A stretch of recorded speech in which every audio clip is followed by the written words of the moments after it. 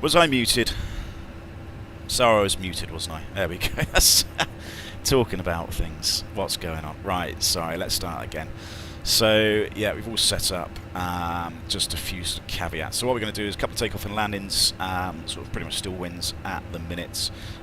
Dark, yeah, if you can set up share the stream on Discord or something, because I'm on I've got Streamlabs now rather than OBS, so I haven't quite worked out how to share things yet. So yeah, a couple of takeoff and landings, flat 4, flat 3, just to see how the Fenix is behaving with this new update, because I know a few people are saying it's bouncing and various other things. So I'm just going to do a couple of circuits in this just to see how the aircraft behaves on approaching and the landing. And then we're going to go into sort of strong crosswind conditions. There's a few operational things that we need to look at when operating in strong winds, which I shall discuss as we go through. I've written a little crib sheet just to discuss some of the differences, things that we're going to do and stuff. So quickly leaving a short hello in there, away from lunch. Yeah, cool, Christian. This is all going to be recorded, so you can come back and look at it. Yeah, just a little caveat. My dog, God bless him, he's feeling a bit sorry for himself. He's been sick this morning, and the missus said, right, don't go on the headset, so you can hear if he's throwing up again. So I'm reneging against her. Camera pan stutter, is it? Let's have a look. It's probably the... Hang on. I'm still just trying to set these things up. Shouldn't be camera pan stutter.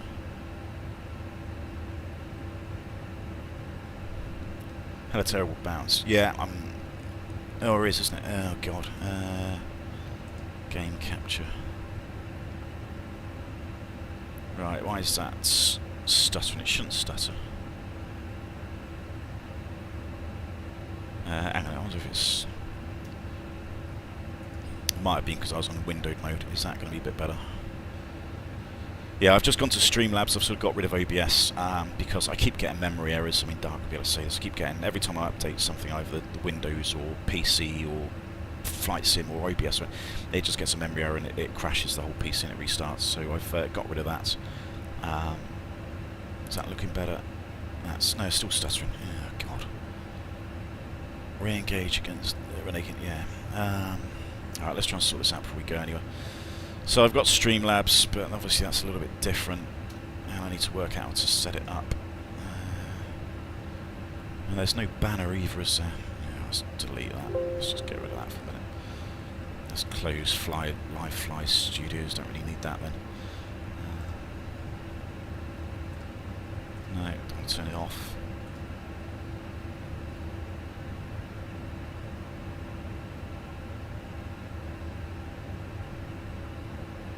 I obviously need to set this up before. Right, anybody who's good with Streamlabs, why the screen is stuttering? Because I've got the game capture at the top, which is probably what you need to do.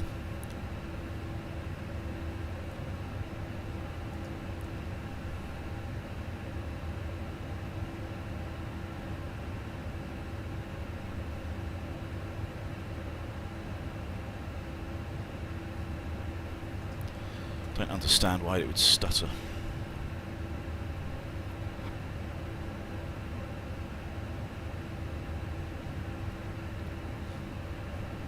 Outside, how's outside?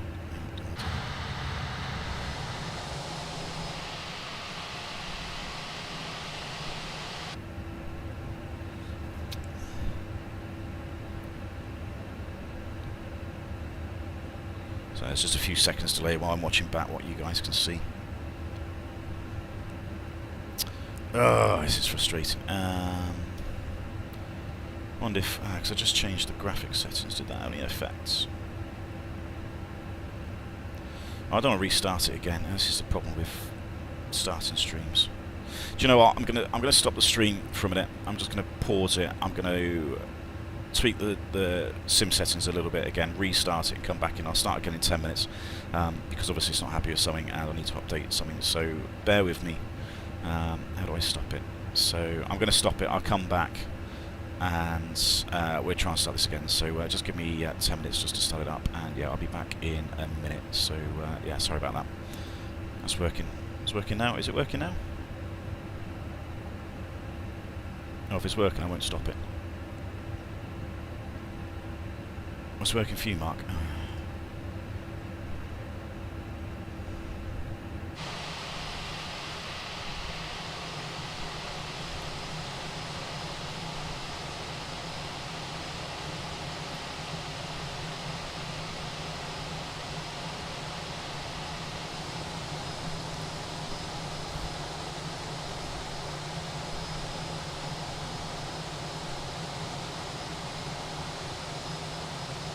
Oh, yeah, no, it seems to work. Good. Right, okay, let's forget that then. Let's go back and do it. Right, so yeah, this is good. Screen needs to be updated a little bit. It's a little bit out of resolution, but it's fine. It's good enough for what we need. So there we go. So we're all set up. Quick departure off 2-3. We're in Bordeaux. We'll see height about 150 feet. So yeah, circuit's going to be about 2,200 feet. And I'm going to do a couple of circuits, one in flap 4, one in flap 3. And just see how it is. And then we'll land after the second one. And then we'll start looking at some high wind conditions. So just put this in 230 at about 5, can't remember what it is, 150 feet above 200. So that would do. Good. Above. Right, I think we're done. Overhead's done. I'm not going to worry about checklists or anything like that. That's not really much point. That's all gone. That's on. Takeoff no blue. Good. Don't worry about performance. I'll just put some arbitrary figures in, which will do for the job we are achieving. Good. Right, dog is settled, and he's probably going to snooze, so that is good. So let's have a crack at this. That's all done, that's done, that's done. Right, yeah, I think we're good. Parking brake, that's off. Make sure the controls are in the right place. Oh, no, it's... We changed the sim window mode. Ah, okay, right. Put it in window mode then. Oh, that's frustrating. Well, I need to sort that out, obviously. That's something I need to do. But it's in window mode. It would be good enough for what I'm demonstrating, because I need to go and reference some material anyway. So let's have a go. Company message. Let's just clear that, because I can't be asked to have ecam memos. Let's see.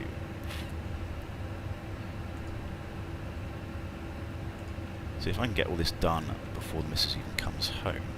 It would be great. Probably won't, but... Right, so let's go take off.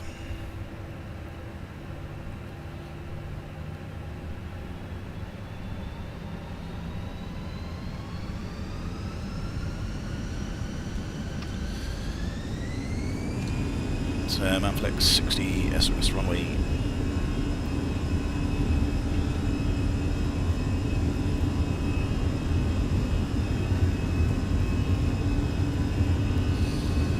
Uh, 100 knots. Let's do some sets.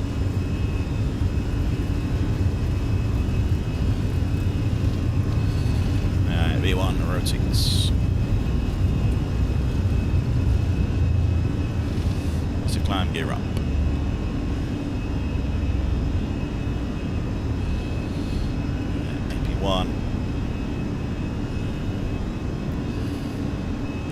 Heading.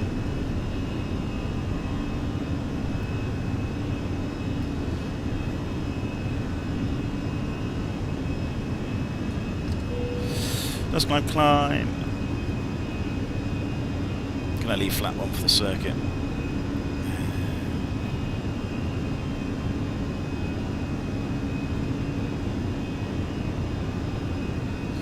Start spinning it around. 045 is the reciprocal. Let me know if it's loud enough.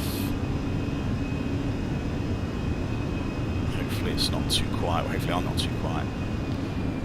45, there we go. 2. Right, activate the approach phase. Done. Yes, I do, Leonardo. Yeah, relatively new. Oh god, these shadows are crap. Yeah, I need to update these graphics settings. It's since I've done the update, it's put all my graphics settings back to the Stone Age, so it's looking a little bit bad at the minute, but I forget about the graphics. It's not really too important. I mean, what's going to be important is just how the aircraft behaves, and certainly going into the strong winds, talking about that sort of stuff. So yeah, just forget the fact it's looking a little bit poor.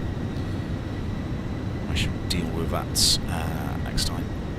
No, I'm not going to worry about the auto brakes. It's going to be a touch and go, and it's going to be flap 3 as well. Sorry, flap 4 is the only threat with this one, is to be making a takeoff configuration warning when we go back to takeoff again, because it's going to be flap 4. But we can just disregard that one. Thrust up. Quick question: wind coming from the right, ailerons right? No. So let me come back to that. So I'm going to do strong wind stuff for Leonardo in a minute. Once done a couple of circuits. So no, it isn't. Which is a very important question, actually, because it is something that I need to discuss, because I've seen a couple of people talking about aileron into the, you know, sort of general aviation guys that fly this thing, and they think they need to put the aileron into the wind. You don't do that for a very, very good reason, which I'll come back to. You can use it a little bit when you rotate, but certainly not on the takeoff roll. But yeah, just let me come back to that one in a minute. Right, it's 2,000 feet, 6 mile final, there or thereabouts. There is the threshold again. This is just a really sort of quick, arbitrary circuit. Let's go manage speed. Right, that's all done. That's done. I think I've done everything else. Just going to disconnect the autopilot, get it on track. FPA, flight directors come off. Oh, there we go. So we thrust auto thruster speed, which is the SOP. Make sure the speed is engaged. Inbound QDM is about 2. Pretty soon. About 225, I think it was. Okay, it doesn't really matter too much what it is. Oh, you can shut up. Sod off. There we go. Right, I don't feel like my controls are quite in the right place.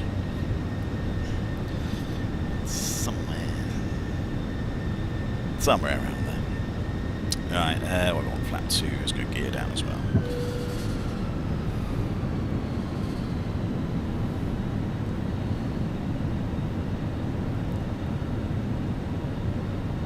Pin cord works now. It looks good. Yeah, technical stuff. If you can just deal with that dial, that'd be very handy for me. Just while I try and get this done. Now, where's he gone? Oh, he's there. Good. As long as I can see him, he's fine. Right, flat 3. So we can get down to this glide slope. Right, one rate is going to be over there somewhere. Glide slope's coming in. Right, again, this is just to test really how the aircraft behaves in flat 4. So I'm not too worried about SOPs. Anything else. Checklist, da-da-da-da. There's the runway. There it is. There's runways over there. Keep coming down. The little bit of testing that I did do last weekend, I think it was, it did seem to be okay. I thought it handled not too bad. Obviously I put the sensitivities on the Discords, because a few people are saying, oh, they're not really, the aircraft's not handling as they'd expect. It was a bit sluggish. But it seems to be okay. I think my sensitivities are set up pretty good. And you have to understand how the sort of flight controls work as well, certainly in normal law. So, you know, side sticking the aileron, you know, you're commanded to roll rates. So if you've just got the stick deflected ever so slightly left or right, it's a very gentle roll. If you throw it high, over hard right, hard left, you know, it's a high roll rate. So it's sort of commanding a roll rate really in sort of 1,000. The sort of lateral bit, and then it's sort of a G or a load command effect in pitch. So if you understand how the side stick works in relationship to what the aircraft's doing, you know, you can sort of understand how much deflection you need really.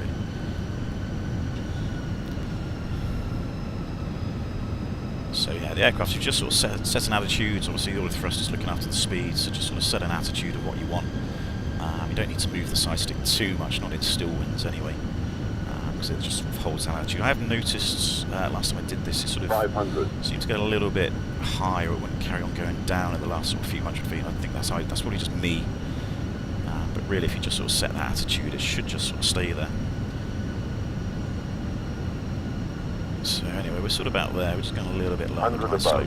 Pappies are looking good. It's just holding this attitude. Small little corrections. And there's no real crosswind at the minute, so it's good. 3 red scene. Light slow. Yeah, so I think that's a little bit of a bug there. Shouldn't be getting that with 3 reds. Just disregarding that. So this is where you need to keep on going down. So you get a little bit higher. 40, 30, 20, retard. Yeah, it's a little bit hard. Right, flaps 2. Is that a bounce? Yeah, there was a bounce, I think. So definitely not. Oh, it's a squirrely. I think I need to adjust my rudders. Right. Definitely too much rudder. So that was interesting. So it's a bit of a bounce, which I expected, but a bit of a late flare, so it's probably my fault more than anything. But we'll give that another go. Just to climb. See, the problem with this is you don't have any tactile feel. you know, I can't feel what the aircraft's doing through the seats. Obviously in the real world you feel you've got peripheral vision as well going out the side. You get a bit more of a feel of kind of where the aircraft is and what it's doing. So you can respond a bit more instinctively. You can't do that in the sim because you instantly feel if the aircraft's bounced or done everything else.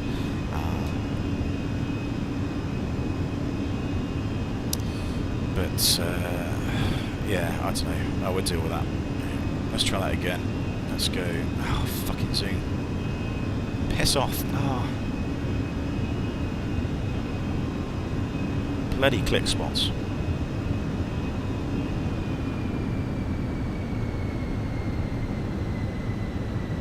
So that was interesting. That didn't really happen to me last week, but I think that was me. That was maybe a little bit of a late flare. We'll try another one. Let's do another one at flat full. Just give that a go. And yeah, that might have just been me with a little bit of a late flare. Maybe a little bit slow towards the end.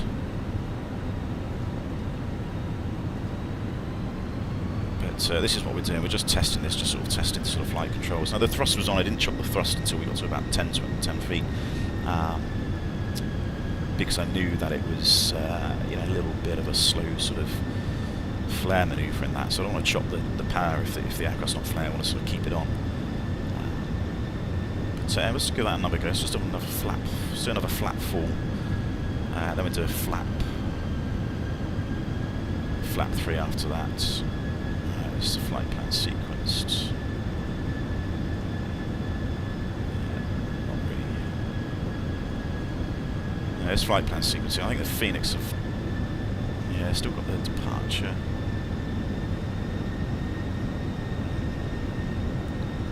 I've sort of got the go around now. Is this the go around? I don't know what it's got in here. Yeah, it's just the flight plan sequencing is definitely, you know, I've done a go around of, well, I suppose I've done a go around, but this should sequence a little bit better.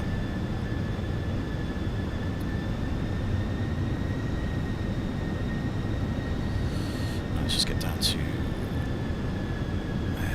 what's it, 1700s.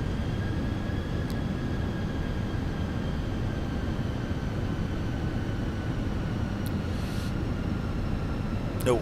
Alright, see you, Doc.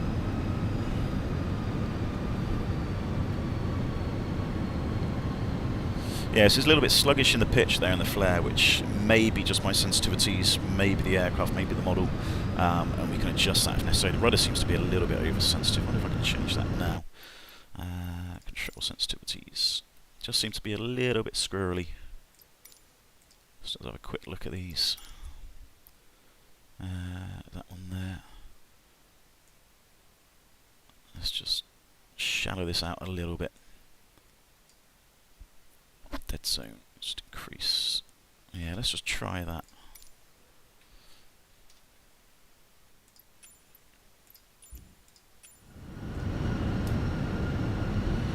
Just change the sensitivities a tiny little bit on the rudder. Right, just get that. Track, FPA. 24, thereabouts. Do factor X off, water thrust speed. Runway somewhere over there. And front 2, gear down. Just a little gentle turn onto the base. Manage the speed. Hey, Christian. Front 3, speed's checked. Yeah, give another go in flat 4, hopefully this will be a little bit better.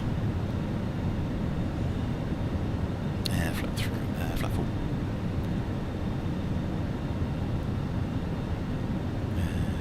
That's VAP.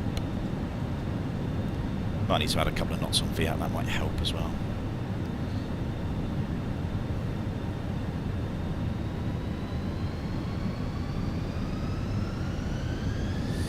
Come on, auto thrust. Yes, that's checked.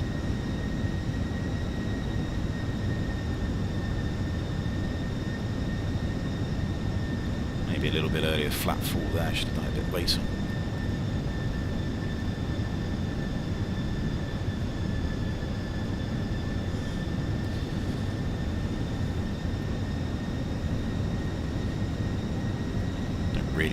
high and level with flap 4.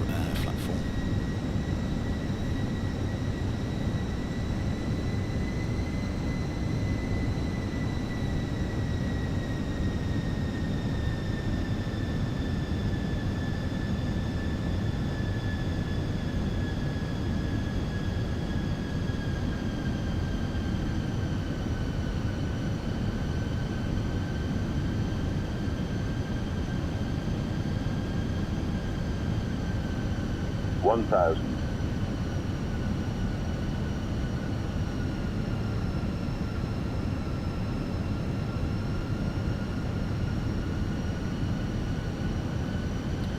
Flap 4, flap short, yeah. Same difference.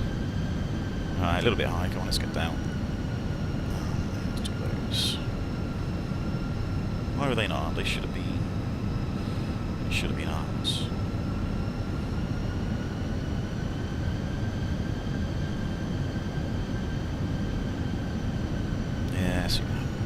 I'm not used to this sort of pitch attitude. It seems a little bit shallow. Come on. Basically, to maintain a sort of 3-degree slope, you want the tail of the flight path vector just to be sitting just underneath the horizon. Even that seems, it still seems to be getting a little bit high. Seems to get, you know, it needs to put the nose down quite a bit to sort of maintain that profile. Don't know, the energy is not. It's definitely not behaving like the real aircraft, and that's not my settings. That's just, I don't know. 40, 30, 20, retard. That's a little bit better. That's a little bit better. A little bit floaty. Come on, get down. Well, that was better. Right, flap 2. Stand them up. Rudder's a little bit better. That's a bit better. Right, that's much better. There we go. Mantoga SOS runway track. Yeah, that first one was just me. There we go, rotate. Bit floaty. Come on, pitch up. Come on. It's definitely not right. Positive climb gears up. It's very, very lazy in pitch. But it's lazy in different respects. And at different times, which adjusting your sensitivities isn't always going to help. Thrust climb, sorry, speed out start. Flat 1. So yeah, we're going to have a look at this. The sensitivities may help. 1700 feet, yeah, that's fine. Do that. 1500 foot circuit.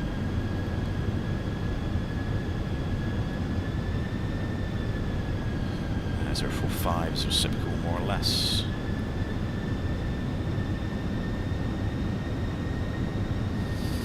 Right, let's sort this out. Let's make approach phase, go direct. Get rid of all this. 045. Have it set on no.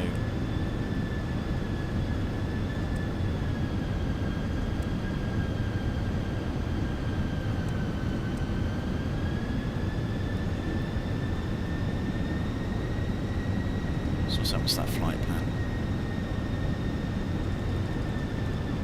No, it's completely deleted the entire thing. Yeah, there's definitely some FMGC anomalies as well. Like it's not quite behaving as it should do in terms of setting up the flight plan and doing directs, extending center lines, etc. So there's definitely a few things going on, which I think is maybe a few sort of bugs with Fenix. Not so much bugs that they're probably aware of, but certainly the behaviour is not quite as it should be, or what I'd expect. It's probably manageable, we can deal with it, but yeah, I just need to keep an eye on that, I suppose. Any more hints on the VAP checks? Any compare Mac 2? Yeah, so let me go outbound a little bit further. Christian, let me go out to about 5 miles, do a quick ILS. What I want to do is flap 3 as well. So hopefully that's in. So that was a little bit better in flap 4, but it was really not pitchy, but you know, you set I mean, maybe I was a little bit too close to really sort of stabilise the aircraft, but you know, you set a pitch attitude, and when you've got the flight path vector, just turn it on now, turn the flight directors off. So effectively what you want to do to set a 3-degree slope, which is what most ILSs are, just get the top of the tail there to sit just on the horizon bar, the high horizon line, and that's going to set you up for about 3 degrees. And of course in normal law, which is what we're in most of the time, you set the attitude and it just stays there. There'll be a little bit of variations in the wind, and you've got to fly the aircraft a little bit, but you just put the tail on the sort of the horizon line there, and that sets you up for 3 degrees. And if you just leave it, it should just stay there. But there's a bit of discrepancy, I think, with the glide path and the PAPIs anyway in the sim, which is just sort of a known bug. But the aircraft was going up and down a little bit more than I'd like, certainly for still winds. It shouldn't vary the pitch that much, and you've got to fight a little bit in those last few hundred feet, which is, for me, is a little bit unrealistic. And adjusting the sensitivities may help a little bit, but I think I don't know what it's doing, whether it's getting ground effect, there's something there it's detecting, which is adjusting the aircraft. So I need to keep an eye on that one. And then in the pitch, on rotation, when I pitched up, sort of stuck just after 10 degrees. And you do have to pull a little bit more on the COs anyway, but it was, it just seemed a little bit too stuck. Again, that just might be me, just not responding quite enough as I should do, but I think it's just going to take a little bit of practice. And that's fine. If it does stick a little bit on orientation, then, once we've done it a few times, we're just going to get used to that feel, and we're just going to compensate as necessary. But yeah, a little bit sticky on pitch on rotation, but the last landing was a little bit better. So anyway, we're doing flap 3 this time, so pitch altitude is going to be a little bit higher, so it's about 2.5 to 3 degrees on a flap 4 approach. Flap 3 you're looking at about sort of 5 to 6 degrees, so slightly higher nose up attitude. Obviously there's a threat there with the tail strikes, so 320 is anything sort of near 10 degrees, anything more than that you could be in danger of hitting the tail. So yeah, we're keeping an eye on that, but yeah, we're looking at about 5 degrees pitch, 5 to 6 degrees on the pitch altitude. So we're 7 miles, so we're just getting set, so we'll just get the ILS engaged. 180 is about 20 degrees. Let's engage that. Manage. These clicks. They still haven't sorted these bloody click spots, have they? Right, Glasgow Lot Blue Cat 328 1 2. Everything else is good. That's all done. That's right. I'll leave that as it is.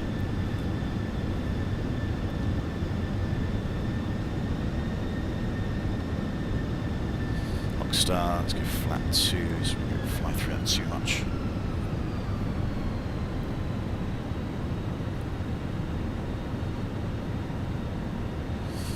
Anyway, yeah, so again, this we'll talk about this in a little bit, Christian. Just for the VAP, certainly for the strong winds.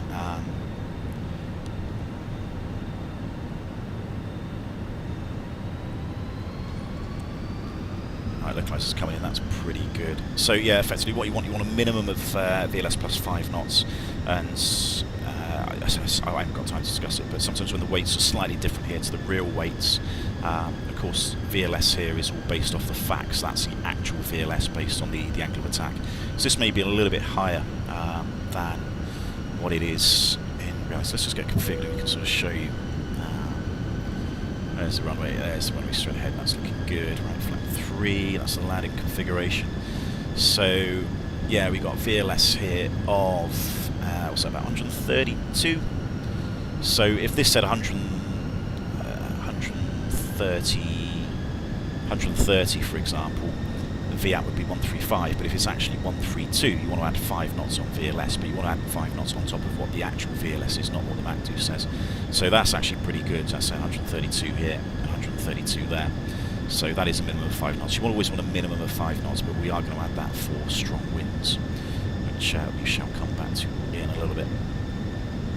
It's going to be full stop as well, so let's go medium or brake, because we're not going to, as long as we don't do a crap landing. Right, glow slope start, let's just increase that, just 2,205 to go around if we do need to go around. Have you got lens correction turned on? Apparently that can mess with the click spots. Possibly, Mark. I need to remind me of that once I've done. We'll have a look, because the graphic settings is reset all my graphic settings to something quite low. So I do need to update them, but I need to restart the sim to do that. Right, anyway, last minute paranoia, everything's looking good, that's good. Landing config should not come up because we've gone above 750 feet. Don't know why the ECAM memo hasn't turned up for landing. Odd. Should do. But anyway, we've got landing flap gears down, stretch energy set, so that's all good. Right, let's give this one a go on flap 3. I prefer flap 3 in the sim. I don't really in real life on 320 because of the tail strike risks. But I actually prefer it in the sim because I do actually think it lands a bit better. I think it holds the pitch a bit better as well. And there we go. We can see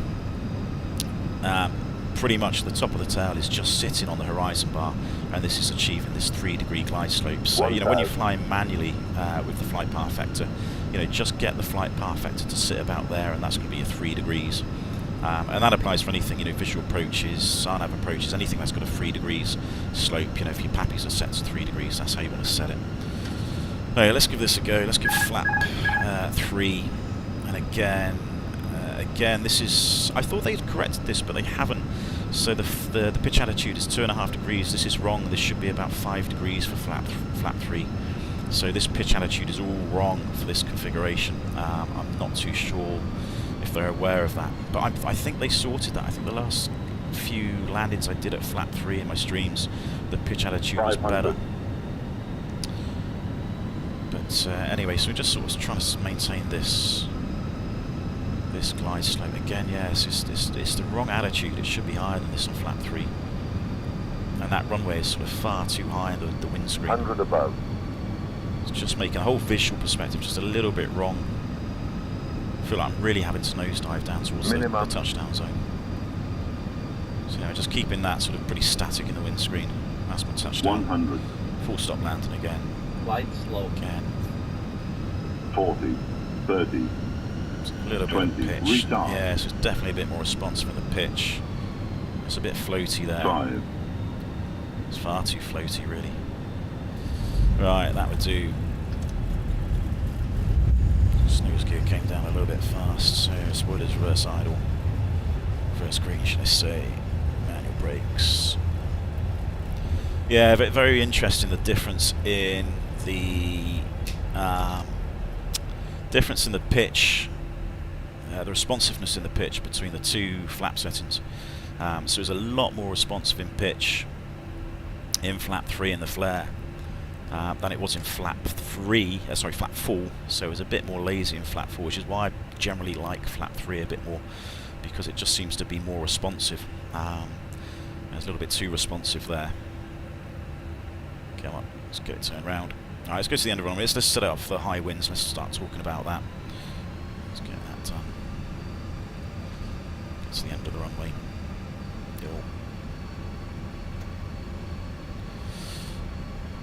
Right, I'm just going to zoom down the end of here and just spin it around, set the box up again. Which is pretty more or less set up. What is the ILS button for the next? That's Airy Cactus. That is basically just indicating, it puts the glide slope and localizer indications on your PFD. So turn it off and they disappear. Turn it on and they appear, but it's only for an ILS. If you're doing an RNAV approach, visual approach, etc., you don't need them on. So if you're doing an RNAV approach, you get a vertical deviation indicator. If you do put an RNAV in the FMGC, it will start flashing at you in amber because you're displaying it's trying to display a glide slope indication, which obviously you're not following. Right, let's go back to flap 1. Let's set it up. So lights are all on. I've got to set up the FMGC again in a minute because it thinks we've landed. Set the winds, and we'll talk through. I'm going to talk through a few things first. I'm going to come out the sim and we're going to talk about a few of the SOPs, operational procedures. We'll talk through some of that outside the sim because there's some various things that need to be discussed. Yeah, sorry, Doctor. There's a lot going on for this. And I'm talking a little bit faster because the dog has been sick this morning, although he's laying down, so he's laying down, it's good. And the missus told me not to do anything and come off the headset so I can keep an eye on him, which I'm obviously not doing because, you know, screw you, bitch. No, I didn't say that, good. I have to mute that. So, yeah, he's fine. And of course, if I don't stream now, I'll be streaming when she gets home, and then she'll be pissed off that I'm not spending any time with her, so, you know. Take your pick, love. What do you want me to do? Do you want to spend time with you, or do you want me to do this? And he's fine. He's laying down. He's obviously a bit tired, not quite feeling himself. Alright, so let's just spin it around. Let's get the FMG set up again. I'm not going to worry too much about the performance. I'll put some arbitrary figures in.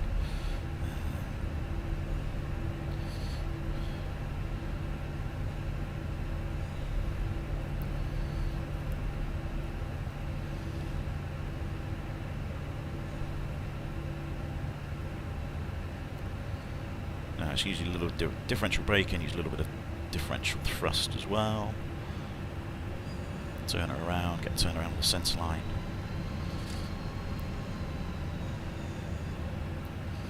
Come on, sweetheart, don't run out of steam.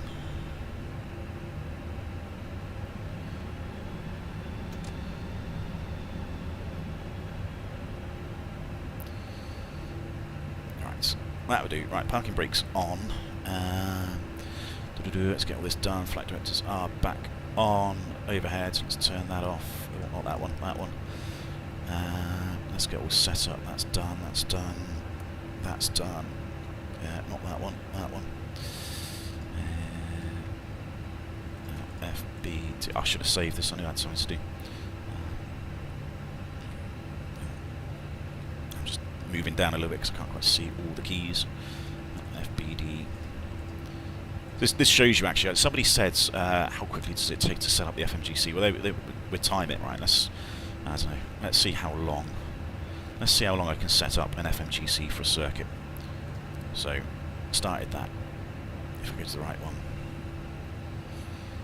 So this is how long it can take, and it's literally a minute. So Phoenix one, doesn't matter about call sign, doesn't about alternates. Cost index, don't care about that. Circuit altitude, 3,000 feet, that'd be good. That's done. Why is that off ground? That should be 15. So departure, LFBD, departure, going off 23, no SID, straight ahead, arrival, 23, ILS, insert, radnavs, don't care, that's auto tuned. Yeah, that's him. We can have the runway threshold in there for situation awareness if we like. Performance, we don't really care too much. 135, 135. Of course, you can do this properly if you really wish, but it's a nice long runway. Flat 1 departure, flex to 60. Again, this is just a guess. Fuel prediction, 0 fuel weight. Let's have a quick look at that. So, what's our weights? 49.6. How much fuel we got? A little bit of fuel, yeah. So there we go, 49.6, 29.3.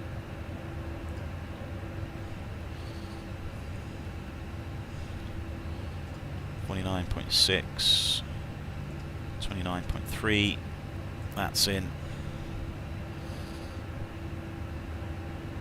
That's done. Fuel, that's done. Secondary, we can copy it, that we need it. Performance, I'm going to put some performance in the other end because we're obviously coming back. 10, this is 1013. I'll keep the standard QNH 15, keep the temperature. Wind, we're going to change that in a minute actually. Minimum's about 350 feet, that's 250 feet above the threshold. 100 above. So minimum. There we go, that is pretty much set up. There you go, 1 minute and 44 seconds. 45 seconds, 40. So 1 minute 45 seconds, that's how long it takes to set up the FMGC for a circuit. Very, very simple. Have I seen the new departures, road procedures? I haven't, Peter, no. I've not been to Copenhagen for a few months. I'll have to have a look. I'm sure on our work iPad we'll have the new procedures, but I'll have a look at that. HD's marriage counselling course would be interesting. Yeah, it was. Trust me, I know my place. Good, he's still down there. It was behaving a bit better shortly over the ground. When I leave the thrust going a little bit longer. Yeah, Christian, so I mean that's what I did on that first one. We'll have a quick chat about that actually. Let's just chat about debrief those 3 circuits that we did. So that's all done. I'll change the weather in a second. So yeah, the first one was a flat full landing, and it was a little bit sluggish in the pitch. Because it was a little bit sluggish in the pitch, and we weren't doing the flare manoeuvre, the nose wasn't coming up quite as much as what I expected. I kept the thrust on, because the last thing you want to do if you're not flaring is chop the power, because you just basically, it's a recipe for smashing it in. So if you leave the thrust on a bit longer, if the nose isn't coming up, at least you've got a bit of thrust keeping you airborne, so to speak. So yeah, the thrust was kept on a little bit longer than normal. It's still a little bit of a hard landing. It actually turned into a bounce landing, but I didn't really recognise that just because I don't have the peripheral vision that I normally have, and of course I don't have the physical sensation of going up and down and left and right, etc., which is the sort of physical, tactile feeling you get from the aircraft. And this is where the new guys, the cadets, struggle a little bit. Not because of their fault, but just because they're not used to it. You get this typical seat of your pants tactile feeling. You can feel what the aircraft is doing, not through the flight controls. You don't feel it through there, but you just feel that sensation of going up and down, left and right, etc. And of course, the more experience you get, the more you can adapt your control inputs to sort of combat what it's doing. And the new guys just don't quite have that tactile feedback yet. But you know, that does come with time. So yeah, that first one was a bounce, so that was going into a bulk landing, which I'll discuss in a second. The second one was flat fall, and I flared a little bit, but then it was a little bit floaty, so I seemed to chop the power at the right time, but it just floated, so it seemed quite responsive in pitch in flat fall, almost over responsive. And again, it all depends on sort of your pitch, your vertical speed, etc. So yeah, that's going to take a little bit of getting used to. And then flap 3 was a little bit better. Again, it's a little bit more responsive in pitch than I'm used to. And we floated a little bit, but you know, we were able to control it. We were able to hold that flare attitude and just get a nice touchdown a little bit beyond the touchdown point. But you know, it was good enough. It was good enough for what we need. So yeah, I don't know if it's doing because it gave me 7 mile glide slope intercept. Yeah, it's Copenhagen, Christian. They love it. They love glide slopes from above. So yeah, that was the feedback really. That was the debrief on those 3 approaches. So it wasn't too bad, but I'm going to have to just get a little bit used to that sort of pitch. And I don't think it's the sensitivity settings. Let's just have a quick look at those. Because these generally feel pretty good. Where is it? Sensitivity, so what is it? Z, is it? Y. So there's my pitch axis. Which is pretty linear, to be fair, because you know effectively you're commanding a load factor, so you know it could probably be shallowed out a little bit, but you know that generally does seem to work. I don't want to mess with it too much, because the more you mess with the sensitivities, the more you're going to be altering, you know, making it harder for you know, getting used to what it feels like. Right, so anyway, let's look at strong winds. So we've had a quick look of how the Fenix behaves. It's sort of there. It's just going to take a little bit of practice, which I don't think is the model. I don't think it's my sensitivities. I just think I need to get used to how the aircraft's behaving and just getting used to the picture. And again, maybe I need to zoom out a little bit more, because I was a bit zoomed in. I was a bit sort of focused on the touchdown zone. I didn't quite have the sort of normal peripheral vision that I have. So, you know, where the touchdown zone sort of intersects about a third of the sort of windscreen, that's you want to keep it at a sort of fixed point, you know, because that's your aim point. So maybe just adjust the sort of view a little bit, and you know that would tweak, that would come with time, and just getting used to the different settings. So let's have a look at strong winds. Let's put summing up a little bit. So what's 90 degrees off 230? We go left or right. Let's go from the right. So about 320, there we go, it's about 90 degrees. And as Obo seems to have changed, this used to be kilometres per hour, it's now, I guess, in metres per second. So why they can't just put bloody knots? I mean, for Christ's sake, we all use knots, don't we? We don't use metres per second unless we're Russians. But, you know, let's face it, that's going to be a barren wasteland in the next few months. You know, come on, Zobo, let's use knots, which is, you know, pretty much ICAO standards, you know, method for determining wind speed in aviation. It's, you know, we'll be using bloody buckets of water next for how much rainfall there is or something. So, but anyway, general rule for meters per second, double your meters per second to get it in knots. So if it's 5 meters per second, it's about 10 knots. So let's put it up to about 30 knots, 15 meters per second. That's going to be about 30 knots. So not quite the airframe limit, but you know, pretty close. And we'll leave the gusts. Let's turn them right down. Let's just have a nice mean wind speed rather than gusty, just to make it a little bit easier for us. So there's the crosswind. That's looking pretty accurate. I'm hoping this translates to 30 knots. If this translates to 60 knots, we're in trouble. But you know, let's hope it does. You want a better default view. Press Control Alt F10 to save your current view. The default is. Hang on, let me just read. Control. Oh, it's not going to like be a crash to desktop if I do that, is it? Thanks. Remind me, Christian. Write that in the Discord. Give me a personal message or something. Remind me to do that, and I shall do that when I'm not streaming. Because you can guarantee if I press some stupid buttons, it's just going to crash, and that'll be the end of it. Right. So I don't know how long we've been, but hopefully the missus will still be another half hour or so. Right, strong wind. So let's have a quick look at some stuff. I'm going to come out the sim. Let's close this down. Let's get this open. Let's get this open, because there's going to be a few things to discuss. Right, I'm going to sort of run through the crib sheet just so I can sort of say what I'm going to discuss in sort of what order, and then we go for each point individually. I suppose that'll probably be easier. So we're discussing sort of crosswinds, high winds, and how we're going to deal with that as operationally. So there's a couple of differences. There's a slight difference between NEOs and CEOs. There's differences there in maximum wind limits. Single engine taxi we'll discuss in a second. Limitations, there's some limitations that we need to apply, certainly in regards to the runway and the condition of the runway. There's also some limitations for narrow runways. Now the caveat with narrow runways is this is a company limitation, it's not an Airbus limitation. So I shall tell you what we do as a company, but you know, it's not hard and fast, you don't need to apply this. Auto land limits, there are some auto land limits that we need to discuss.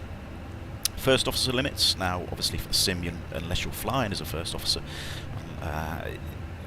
or unless you're doing, shared cockpit, there are first officer limits for different companies, so some companies use different limits, and you know, sometimes they don't use any limits at all. And there's an easy way to sort of work this out, relatively easy way to work out the crosswind component. Takeoff technique, there's a specific takeoff technique which I'll go through in a second. Cross control of flight control services, again that's a point that I will discuss. Engine fires or ejected takeoffs, that's usually quite important for crosswinds. And then we can go into the landing technique. There's a correction to the VAP, or there can be, which is what Christian touched on earlier.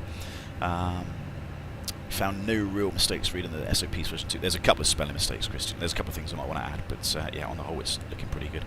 So VAP correction, we can discuss that. Flap 3, which is a landing flaps SOP, again we can come back to.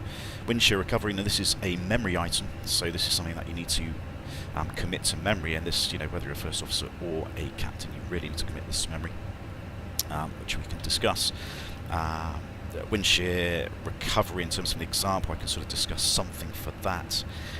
Reverse thrust application, there's a couple of flight crew techniques manual advice, which I've got a couple of pictures which I can sort of show you for using the reverse thrust in maximum crosswinds. And there's certain sort of physics, aircraft sort of behaviours, you know, how things work when you've got maximum reverse, so we can discuss that, and the spot landing procedure, which we will try and give that a go as well. So there's quite a few things that we need to discuss for crosswinds, or we need to know. So the first thing is the limitations really with the aircraft. We've got a document here which I haven't quite made publicly available yet, but it's got limitations in it. So we can see a couple of limitations at the start. So we've got maximum takeoff limitations. So with the NEO, it's 35 knots. Now this is an engine limitation, this isn't an airframe limitation. So when you've got the LEAP engines, I don't know what it is for the Pratt & Whitney engines, but when you've got LEAP engines, the maximum crosswind component you can have for takeoff is 35 knots. In the CEO, which is what the Phoenix is, it's 38 knots. Now this is the airframe limitation, and it's the same for 38 knots for both aircraft. So this has happened to me. You can land in 38 knots, and I've landed in a NEO in 38 knots, and because it's 38 knots, I can't take off again. So fortunately we landed at a base, so it wasn't really a major issue, but yeah, 38 knots is your landing limitation, and that does include the gusts as well. So you know, you really need to sort of work out if the gusts are at 45 knots straight across, then you know, effectively it's outside the limitations. But this is where you can work out the crosswind components. So there's some differences there between the airframes. The auto land limits, might as well touch on that in if we've got this limitation here. So crosswind here, so maximum crosswind for an auto land is 20 knots, and then it's 15 knots single engine for a NEO. I do need to double check these actually. Let me just get the limitations up. I just want to make sure the information I've translated here is actually correct, and I need to look at two different aircraft limitations. Where would it be? It'd be under auto flight, wouldn't it, I guess? Because it would be an auto land. So what aircraft is that? So crosswinds.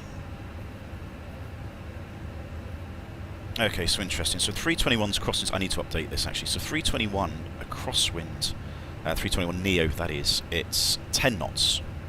So yeah, I do need to update this. Let's have a look at... Right, there we go. So yeah, it's 20 knots crosswind limit for an auto land on a CO. 10 knots crosswind for a 321 NEO. And then what's a 320 NEO? Yeah, there we go. So it's 20 knots crosswind for 2 engines on a 320 Neo, but it's 50 knot single engine. So I need to add something here for 321s as well. So those are the auto land limits. Now we've got some limitations for the runway conditions. So I'll see you later, Peter. Yeah, see you later. So we've got here runway surface condition code matrix. We need to look at this if we've got contamination potentially. So Mrs. text me.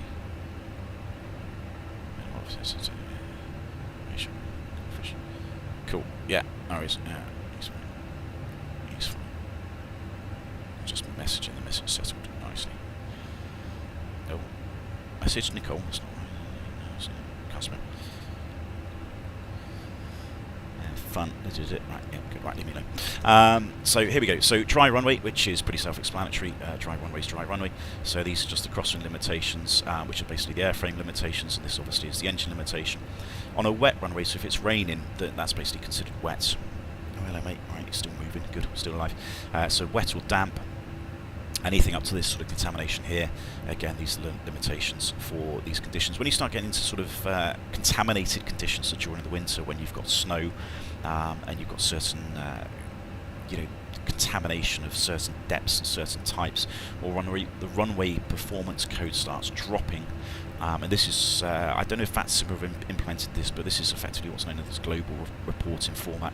So we're getting this all on the ATIS now in the real world, so it gives us a GRF code, which basically is translated to this. So it might go GRF5, and GRF5 is good, or number 5. So we know that these are the limitations if we've got this runway condition code.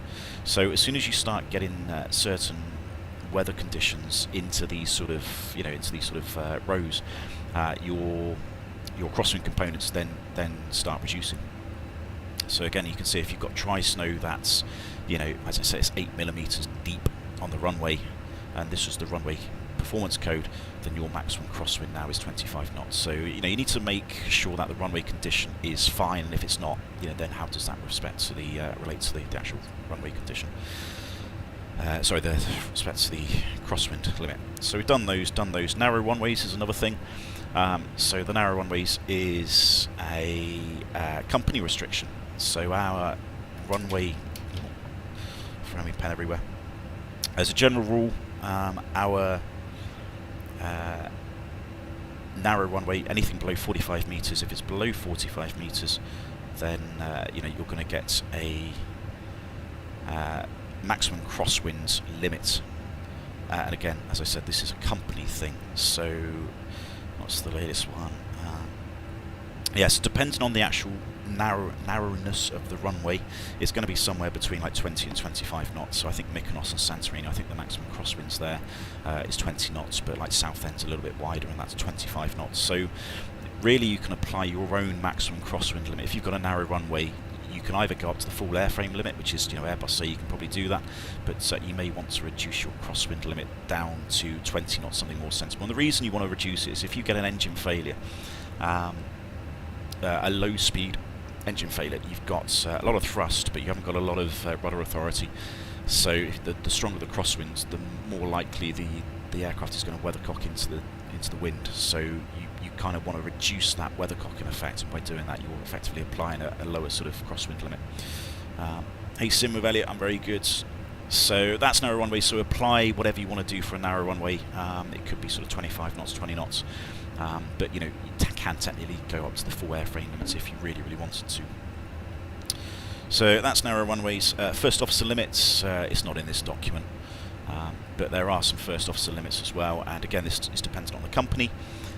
Some companies have like 20 knots, some companies have 1/3 of the crosswind component for 2-stripe FOs, some do 2/3 of the crosswind for 3-stripe FOs, or senior first officers, and some companies allow first officers to land all the way up to the aircraft's airframe limits. So, if you were having a first officer, you could apply your own limits for that.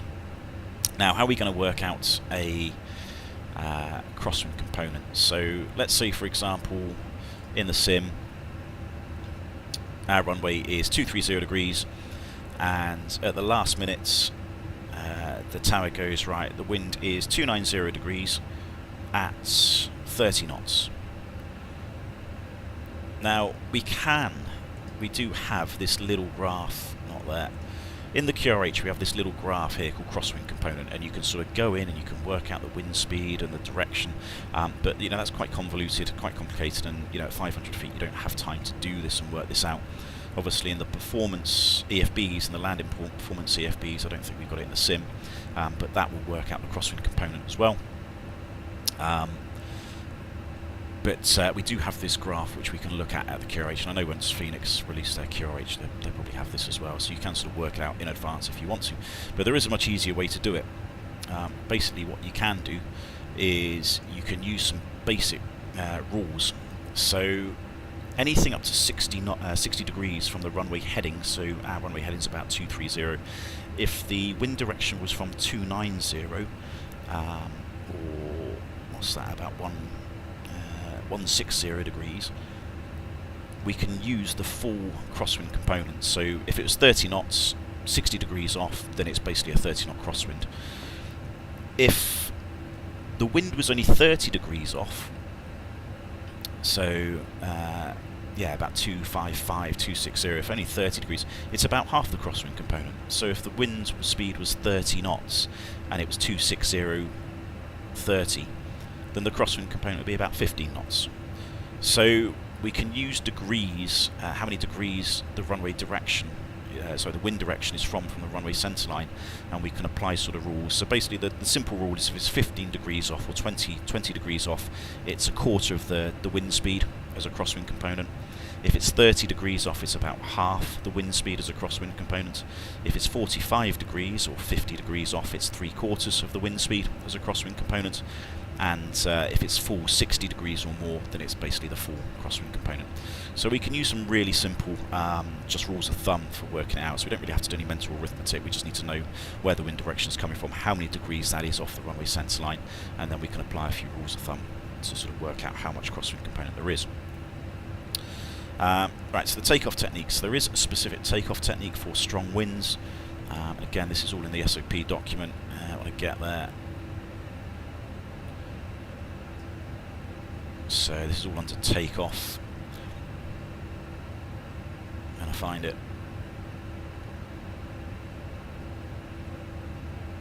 Somewhere around it. Departure. Be on this page here.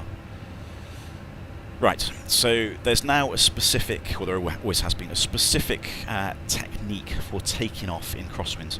So we can see here, if the crosswind is at or below 20 knots and there is no tailwind, the side stick is half forward, and it basically says to counter the nose-up effect of set an engine takeoff thrust, apply half forward side stick until the airspeed reaches 80 knots, and then release the side stick gradually to reach neutral at 100 knots. But if we've got crosswinds above 20 knots, then we do something slightly differently. So then we go side stick full forward, basically says the same thing. And the way we do this is, the way we set the thrust is we rapidly increase thrust to 50%, from 50% to 70%. So the way I usually do this, I usually hold it on the brakes. So I hold it on the brakes, set the thrust to 50%, and then I release the brakes, and then I set it quickly to 70%, and then above 15 knots ground speed, which does happen pretty quick, to be fair. I mean, by the time you got to 70%, you're above this.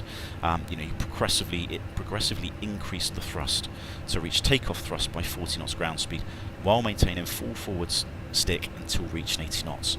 Now, in reality, you don't really get to takeoff thrust by 40 knots because the thrust comes up, you know, a little bit slower. But there is a technique here, so you go full forward on the side stick, and then you hold it, this is what I do, hold it on the brakes to 50, then go to 70 quickly, and then you go to takeoff thrust after that, and you should be at takeoff thrust by about 40 knots, thereabouts. So there's a different takeoff technique that we use. Could you make some tutorials how to fly use 320? Trouble with the Mac, do altitudes displayed next to each vent. I can do Harry Kansas. Yeah, I've kind of discussed it, I suppose, in a few of the other streams. I mean, if you come back to me on a normal stream, on a normal flight, I can probably show it a bit easier because I'm sort of doing a normal flight then, so it's easier to sort of run through the normal procedures. But yeah, come back to me on maybe a couple of days or something with that question, or you know, when you come back and I'm streaming again, remind me and I'll try and do it. So there's a different takeoff technique there for crosswinds. So that's what that is. So we've discussed that. Now, the cross-controller flight control services on the takeoff. Now, what we don't want to do is use aileron on the takeoff roll. And why don't we want to use aileron? Because this is what we do in the generally aviation aircraft. You know, flying a little Cessna, you've got crosswind, you put aileron into the winds and use rudder, you know, opposite rudder to sort of counteract the weathercock effect. You know, and that's sort of what you do on general aviation aircraft. Well, we don't want to do that in Airbus, and the reason we don't want to do it on an Airbus, because we've got things that general aviation aircraft don't, and we have things like this. Spoilers. Lift dumping things. Now these aren't very nice. I mean, they are very nice, they're very good, but you don't want that on a takeoff roll. And the reason you don't want that on a takeoff roll is because this is the lifting surface of the aircraft. It's the wing, it's the airfoil, you know, all sort of, you know, back to aerodynamics, you know, low pressure on the top, high pressure on the bottom, you know, faster around the top, blah, blah, blah, blah, blah, blah, you know, creates lift, sucks the aircraft up. There we go, that's all magic how the aircraft lifts up. You start putting the spoilers out, this then kills all your lift. So you're bombing along down the runway 150 miles an hour, if not more. You're trying to get airborne and you're an absolute pleb and you go, I'm going to put aileron into the winds, and all that lift you're trying to generate, you're killing. So you do not want to be using the ailerons on the takeoff roll because you're trying to generate lift for the aircraft, because you're trying to basically lift a 60-ton aircraft into the air with fair pair passengers, and if you go off the end of the runway or crash, they won't fly with you again. So it's not good for the salary and it's not good for the share price of the company. So we don't do that. However, what we do is use rudder. So we obviously use rudder to counteract any winds. So in this example, the wind is going to be coming from the right, so that's going to blow on the tail surface, the vertical stab, and that's going to be pushing the nose into the wind that way, because it's basically one big, you know, cock on top of a, not a cock, well that was the wrong word. It's a wind vane, which in the shape of a what's a male hen? Can't remember. Cockerel. That's it. Yeah, abbreviated cock. It's one big cock. The aircraft's one big cock in high winds. So it's one big cockerel on the top of a church, which is weathercocking into the wind. So the wind's coming that way. That's going to be a vertical stab. The nose is going to go that way. So we're going to need left rudder to basically keep the aircraft straight. So we don't want to be using into wind aileron, which would be right in this case, because it's going to kill all the lift on the right hand wing and we want to get airborne, so it's completely defeating the purpose of what we want to do. So we don't do that because that would make us idiots. So it says here directional control at 130 knots, wheel speed, the connection between the nose wheel steering and the rudder pedal is removed. Therefore in strong winds, strong crosswinds, more rudder input may be required at this point to prevent the aircraft turning into winds. So we need to be, you know, aware of the fact that, you know, a bit of rudder is going to be necessary. You know, we're going to have to, you know, alternate the sort of, not alternate it, but, you know, just sort of feather the rudder as we need to see fit to keep the runway centered. Drag, no good for takeoff. No, it's not really. Still don't want to do that. So a bit of directional control. Now usually V1, VR somewhere around this speed anyway, so, you know, we sort of use that as necessary. And here we go in rotation. So another little caveat. So again, you know, minimise lateral inputs on the ground and during rotation to avoid spoiler extensions. Exactly what I said. We don't want spoilers because that's going to increase drag, kill all the lift, which is bad news.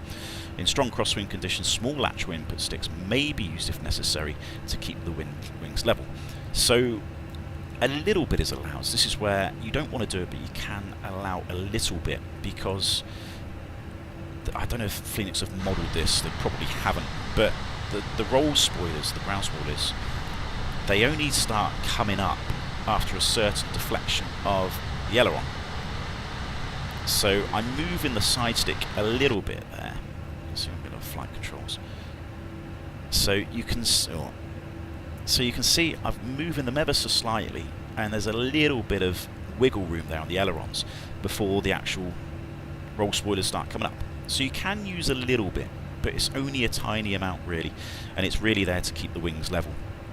Now of course once you're airborne, you're going to be weathercocking into the winds, and you might need a little bit of inter-wind aileron just to stop the wing coming up. So I mean, once you're airborne, you may need a little bit, and you may get a little bit of spoiler deflection, but on the whole, you know, effectively you've achieved the main thing of getting airborne, so, you know, the risk is sort of minimal, I suppose, at that point. And the other thing, if you get the autopilot in pretty soon after departure, it'll probably be doing all sorts of things anyway, just to keep the aircraft. So a little bit's allowed, but certainly don't do this. Don't put full aileron into winds on the takeoff roll, because it's just bad juju. So there's a couple of points there on the rotation and how we do it. So what's the next thing? The engine failures on takeoff. So we talk about engine failures, we talk about what we're going to do on rejected takeoffs, etc. I'm not going to go through that too much, but if we get a fire on the aircraft, And this has caused a quite serious fatal accident on the 737 with British Airways Air Tours back in the 80s in Manchester, where they had an engine fire on number 2, I think it was, and they came off the runway and they turned right, and there was a strong crosswind. And the problem is, as soon as they turned right off the runway, the winds blew all the fire onto the fuselage and then basically burned them, which was rather nasty, not very nice. A few people got out, but unfortunately there was a few fatalities. So you can see here the wind's coming from the right. So the critical engine here is the number 2 engine.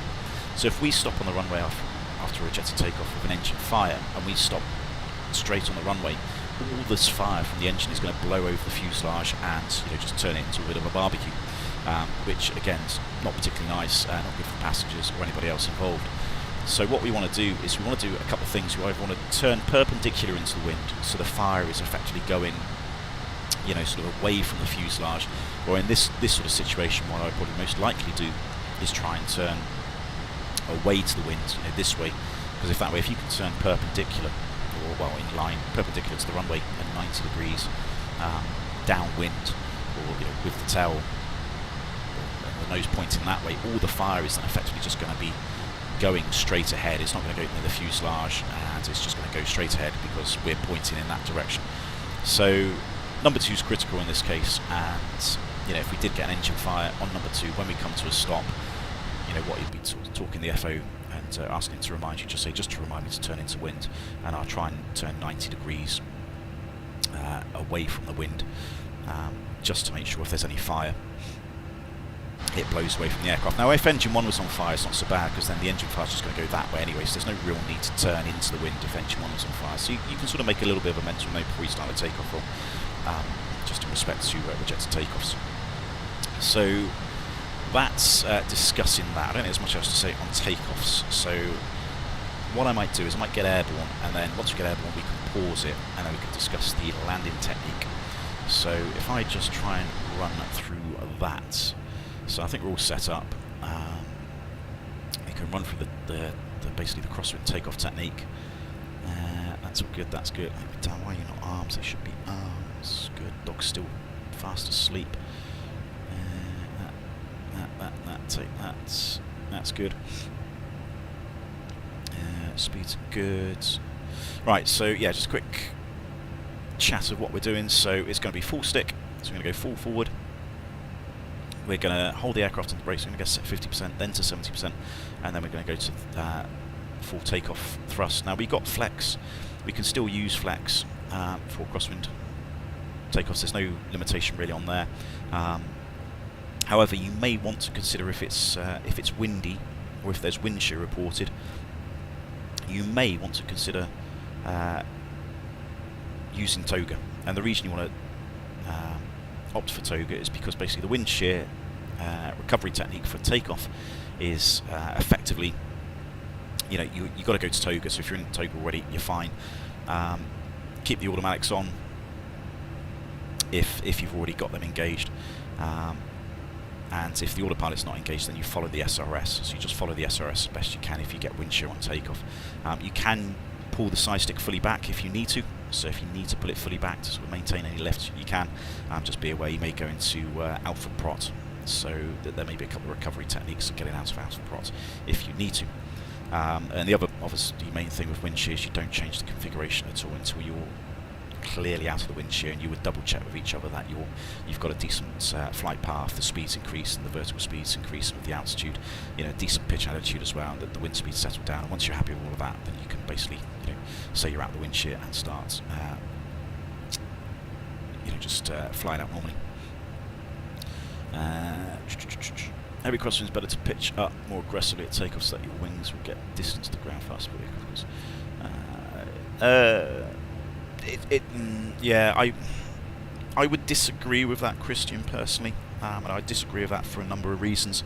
And the first reason I disagree with that is because you are adapting a standardized takeoff technique, which is 3 degrees a second, so you want to get to about 15 degrees in about 5 seconds, and you don't want to change that. You don't want to increase it, because if you're flying longer aircraft like the 321, if you start increasing the pitch rate, there's a real danger you could hit the tail. So you don't really want to start adapting your takeoff technique just because it's strong winds, because you're bringing in other threats where you could hit the tail. So you may not hit the wings, but then you'd do a lot of damage anyway. So I would keep it sort of standardised really, and just use the rudder and the aileron as necessary to effectively keep the wings level. And if you really want to, then you opt for toga, because at least that way, if you get any wind shear, you're already at toga thrust. So yeah, I would always advise people not to do that. I mean, I like the idea, but probably it's when you've got some really young and inexperienced people in this seat, the more convoluted and complicated you make it, the more risk you're basically introduced into the operation, which isn't what we're after. So anyway, let's have a go at this one. Let's do the takeoff technique, and what I'm not expecting to see, because this is what happened previously. Previous to the update was the upwind wing, so this one was lifting off, which did require right aileron to counter that, which is obviously not what you want to do and not normal at all. So I don't think that should happen now, or it shouldn't do. The last time I did it, it shouldn't do. So we're going to do this takeoff and see how this one goes. So parking brakes off. We're going to keep it on the brakes. We're going to go full forward stick down. We're going to go to 50% and hold it about there. Now I'm going to need quite a lot of left rudder on this because of the winds. So there's 50%. There's 70% quickly. And Mavlex 60 SRS runway.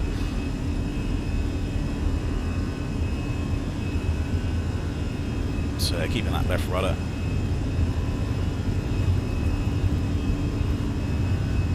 So it's 100 knots, size 6 neutral.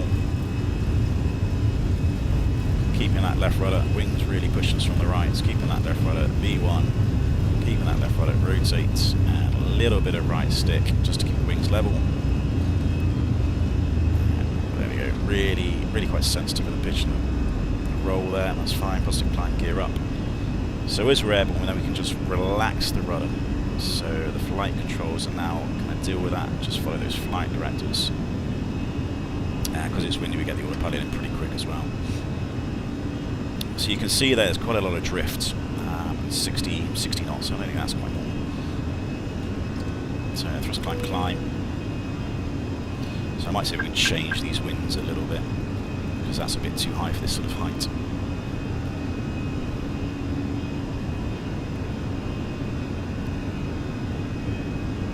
I was going to go track, because we want to do a track downwind.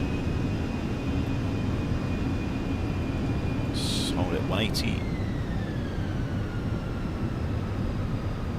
I want to track about 045. Cool. Come on.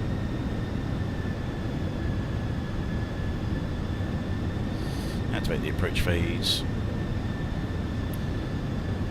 So that takeoff wasn't too bad. It's a little bit of right wing came up with the wind. That was expected, and pitch was a little bit sort of sloppy, but again, we're just sort of trying to get used to sort of pitch sensitivities on the aircraft, really. All right, let's just see if I can change this weather.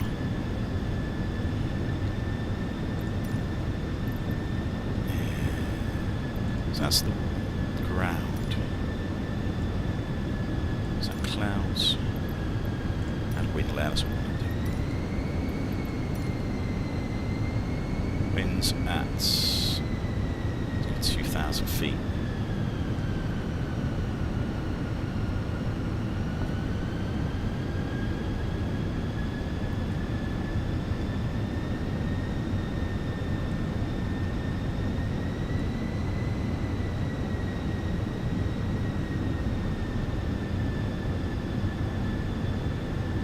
Gusts, we'll get rid of them. See, I'm not too sure what this is translating to. 4 meters per second should be about 8-9 knots, and it's saying 42. So I don't know why there's no gusts. So this weather engine, I'm still not particularly happy with. It still seems a little bit daft.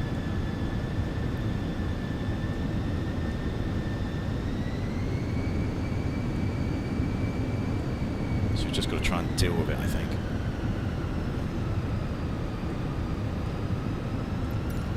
Let's just reduce this down a little bit, just make sure. Yeah, it's about 30 knots. That's a little bit better. So let's just keep it at that for the time being. Did I just do a 60 knots? I don't know, to be honest. I don't know. Yeah, I don't think it was. You have to look it back. I'm sure the wind speed wasn't that high on the takeoff. Right, let's just go outbound a little bit. This is not a tight, close circuit. Right, so that's done. That's done. That's done. Right, I'm going to go flat 3, and I'll discuss that now. Seconds. Oh my god. It's not what I pressed, was it? So flat 3. And what was the wind? 320, and let's say it's 30 knots. Right, I think that's all set up. Right, so let's talk about landings, because the landings are the next important bit. So what's the landing technique? Well, the landing technique is effectively the same as any other landing technique. When you come down to the runway, what you want to do, flight will restart. Oh, no. Hang on, why did that? How do you pause it? Is there a pause? I don't know. I don't know how you pause the thing. But yeah, so you've got drift on the aircraft. So say this green line is the runway centre line. So what you want to do is you want to decrab the aircraft, and you decrab the aircraft by using rudder. So the yellow line here is the aircraft's heading, so where we're actually pointing, and this green diamond, once I set this up on the approach, this will be the runway track. So what you want to do is you want to squeeze the yellow line over to the runway heading. Now we'll be going the opposite direction, so this yellow line will actually be on the other side. So we're going to have to use left rudder to squeeze this yellow line over to the runway track. And that's easy to do with the rudder, but once we're aligned with the runway centre line, the wind is going to blow us off course, going the other direction. So we're going to have to use aileron to basically stay on centre line. Now, we've done a lot of this in the sim recently because a lot of people have been landing with a lot of drift on the aircraft, which isn't particularly good. You don't really want to be landing more than top menu. Don't know what it is. It's alright, we'll just carry on. It's fine. It's doing its thing. So yeah, a lot of people have been landing with more drift on the aircraft, effectively, so landing more than 5 degrees of drift, which isn't particularly good for the undercarriage. So done a lot of work in the sim recently in the last year, and a lot of guys have been practicing to effectively get this yellow line sort of on the runway track on the crosswinds, because that minimises the drift on touchdown. And the more you minimise the drift on touchdown when you land, the more likely you are to go straight down the runway centre line rather than dive off towards the left and the right. So yeah, there's a technique of using the rudder, and you use aileron as necessary to keep the wings level and to maintain that centre line. So that's what we'll be doing. So that's effectively the landing technique. The VAP correction, what are we going to do with this? Now, in windy conditions, or normal conditions, you have a VAP of VLS plus 5, but in windy conditions or gusty conditions, wind shear, etc., turbulence, we can add anything up to 15 knots. So, you know, technically we could go up to 142 knots if we really, really wanted to. So, because it's really windy and quite high speeds, I think it's quite sensible to add 10 knots. So I'm going to go 137. That's going to give me a bit more energy, you know, a bit more airspeed, a bit more energy of the wings. But the effect of that, we've got more energy, so it means more energy to lose in the flare. So we're more likely to float. So there's a risk there that we're going to float a bit further down the runway. But the other thing this is going to do is because our airspeed and our ground speed is a little bit higher, the drift is going to be ever so slightly less. So the faster we are, the less drift there is. So the benefit of going a little bit faster is there's less drift to kick off the aircraft. The slower we are, the more drift there is. So if we're a little bit faster, we don't have to decrab quite as much. So that gives us a bit more energy. And of course, if there's wind shear, then you know, we've got a bit more energy to recover from that as well. Stutters. Sorry, yeah, it's because I'm not in window mode. So that's why we want to add a little bit to the VAP. So anything up to 15 knots we can do in strong and gusty conditions. Flat 3, again, you don't have to land in flat 3. There's the top down. Oh yeah, there we go. Is that working? That's working. So there we go, there's a pause. So there's no hard and fast rule of landing in flat 4, flat 3, but in the landing flaps policy, which we've got, it does have a few recommendations. So landing flaps policy, here's a landing flaps, so certified landing, config 4, config 3, and it says in the 319, 320 forecast, tailwind at landing is greater than 10 knots, that we should use full. So that's not applied today because it's going to be a crosswind. So config 3 should be considered, depends on the available runway length to improve go-around performance and if wind shear severe turbulence is considered possible during the approach. Now that doesn't say crosswinds, so we don't have to do it just for a crosswind, but invariably if we've got quite strong crosswinds, there's probably going to be, you know, some bad turbulence and, you know, potential with wind shear as well, so we might just mitigate this by just using config 3 anyway. So if we are using config 3, we just need to exercise a bit of care just to make sure we've got a stable approach, and, you know, as long as there's no landing technical defects and no runway contamination, sorry, you know, we can basically do it. Now, if we're going to use config 3 and if we're going to increase the VAP, you know, we do also want to do a landing distance performance. Now, on nice long runways, it's not really a major issue. But if we're landing on a more limited runway, then, you know, this could increase the landing distance. So we've got a dry runway today. Let's just apply. Let's just go 320. Put the weather in. We say 30 knots. Thereabouts. Temperature. I think temperature is about 15 degrees. Because this isn't live weather, obviously. 1013. So landing weight, what are we? Landing weight wise, 57.7, that'll do. 57.7. Low order brake, medium order brake, yeah, I'm going to go medium. Idle reverse thrust, I will use idle. Manual landing, yeah, flaps 4. So I'm going to use flaps 3, auto thrust on. Now, unfortunately, there's nothing here to increase the landing speed. Now, normally on FlySmart, you've got another field to increase your VAP correction. So because I've effectively added 5 knots on top of the 5 knots already, so it's 10 knots total, you know, I'd be putting a 5 knots VAP correction because I've added 5 knots onto the auto thrust being on. You know, auto thrust off is assuming that you're going to be landing at VLS. So with auto thrust on, that's adding the 5 knot correction. So normally you'd have another field which you can fill in. This hasn't got it on the FB, but, you know, we can see that with medium order brake landing distance is not going to be a problem at all. So yeah, if you do flat 3 landing, it's always just worth doing a landing distance calculation because you know, your landing distance might increase a little bit. So we've done that. We've done the VAP correction, landing technique we've kind of discussed. I was about to say something else then on something. What was I going to say? I don't know, it'll probably come back to me. Alright, so the wind shear recovery. So yeah, we've discussed this. This is a memory item, so we've got to know this. We've got to know this without being able to refer to it. So wind shear recovery technique. I'll run through all of it just because it's kind of important on takeoff as well. So at takeoff, at all before V1. So if there's any wind shear at all, we detect anything, we just basically, you know, we reject the takeoff, you know, at or before V1. After V1, we put the thrust levers to toga. And this is why sometimes it's worth just doing a toga takeoff anyway, if there's potentially wind shear forecast, because that way you're already at togas, you don't have to worry about doing anything. When reaching VI, you rotate, and then you just follow the SRS runways, SRS commands.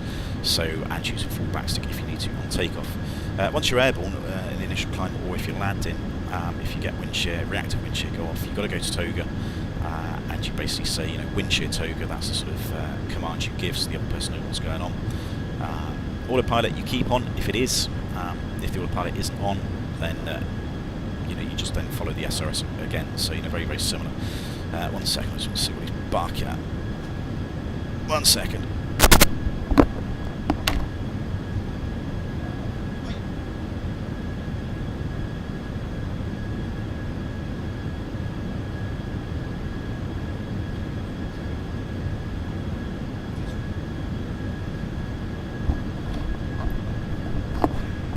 Sorry, dog's been a pain in the arse. Again, where are you going? Bugger. So yeah, just effectively, toga, follow the SRS, keep the autopilot in, follow the SRS, that's effectively all you need to do. And then don't change any of the configuration. Now, it's not in the memory item, it's not actually said, unlike things like the unreliable airspeed, but it's always worth just double checking those spoilers are retracted as well. So even though it's not past the memory item, you know, certainly a good idea just to give that a slam, or, you know, make sure they are actually retracted. So those are the memory items which you need to know. And I remember, some people might remember, there was a certain British Airways missed approach in Gibraltar, and it's probably on YouTube, and the wings were going up and down, and it was all over the place. And effectively what I think happened, or what I've heard, is the ELACs, so the elevator and aileron control computers, We got a couple of them. You know, they somehow, I think they got out of phase with each other, so they weren't quite sort of speaking to each other, and the sort of commands were sort of going out of phase and sort of demanding different things at exactly the opposite times where they should be. So this just created a real big sort of oscillation left and right, and this was only sort of detected when it was in flat full. Now, of course, normal go-around procedure, you go around flaps and you bring the flaps from, if you're landing in flat 4, you go to flat 3. So if it had gone to flat 3, it wouldn't have been an issue. But because it was a wind shear recovery technique, they weren't going to change the configurations. They probably did a wind shear recovery technique in flat 4 and left it in flat 4 like they should have done. But then I believe the ELACs somehow got out of phase, and this then created this really bad, oscillation from left to right. And this is what I've been told and understanding of it. So, there's a little bit of a risk really, and that's another reason why sometimes it's quite a good idea to land in config 4, because at least that way you're config 3, because that way you're always in a relatively decent configuration where you shouldn't have any potential control issues. Now, supposedly there isn't any control differences between config 3 and 4. You should have just as much control, just as much authority on the control surfaces in config 3 as you should as config 4. So there shouldn't be any difference, but it is very much, most people prefer to land in config 3 when there are really, really strong winds, certainly when it's gusty. So the wind shear recovery technique we've discussed. Now, reverse thrust application. Let's just have a quick look at a couple of notes here. Is it in the SOPs? Possibly. I don't think it's in the SOPs so much. Let's have a quick look at the performance, just to back this up.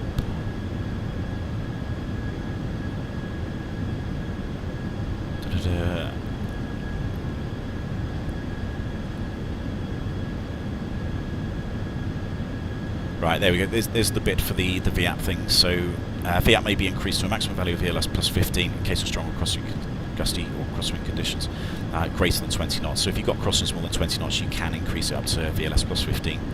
Just make sure the landing performance has been checked and taken into account.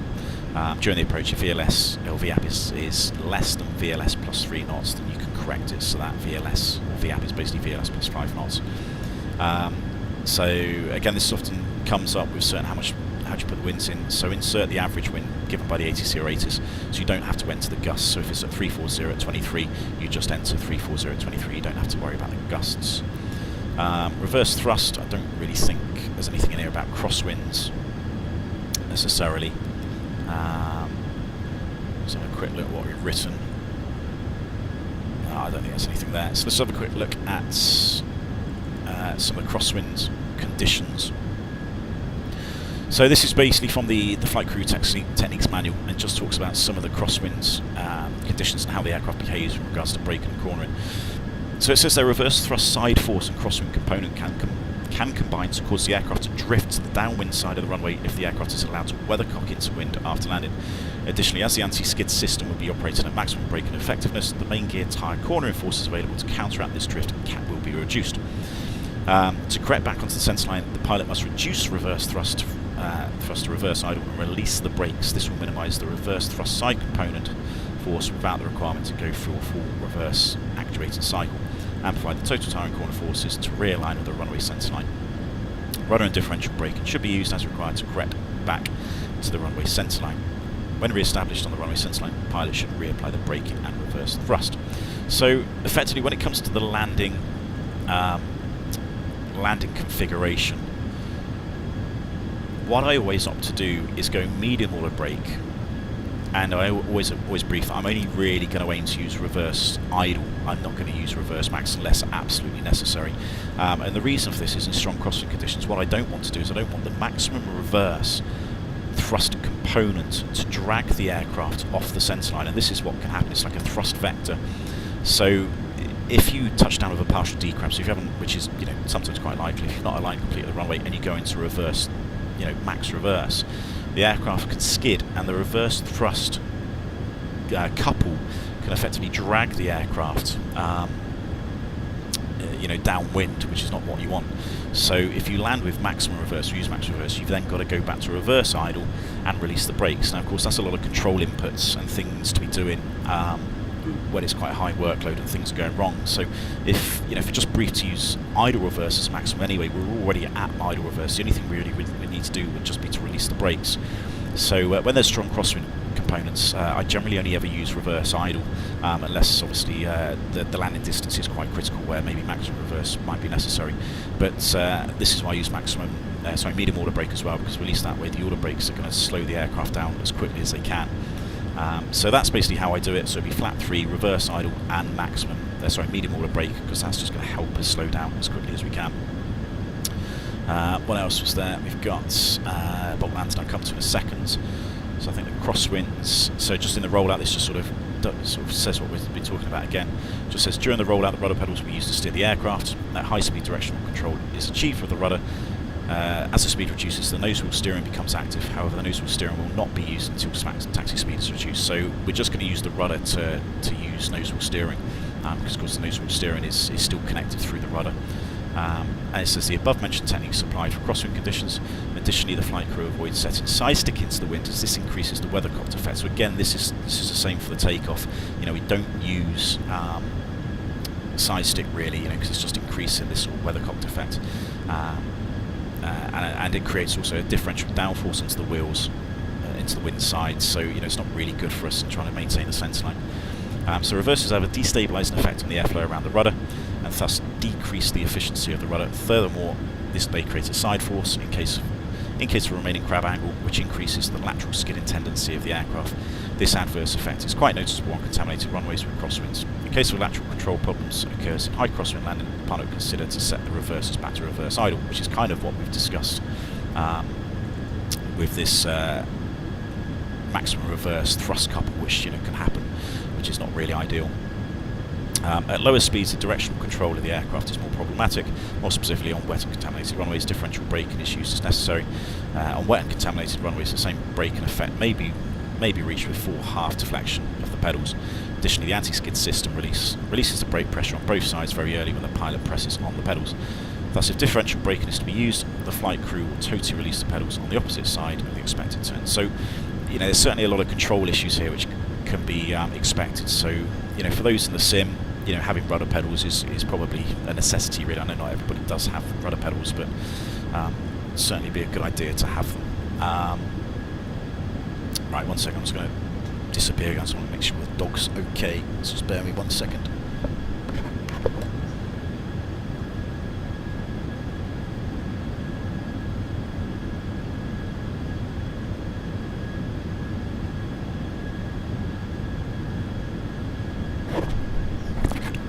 Lying on the bed now, that's good.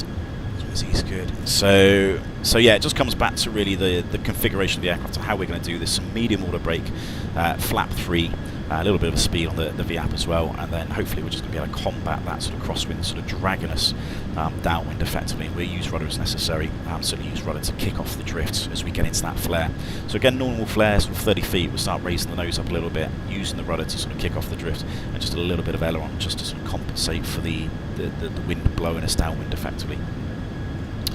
So that covers the sort of crosswind components and certainly some flight crew technique manual parts. But what if it all goes wrong? What if we just completely mess it up? We've got to do a bulk landing. In fact, what's the other thing? Something SOP-wise I was about to discuss. Something on the landing. It's in here somewhere. I'm sure there's something on the landing roll.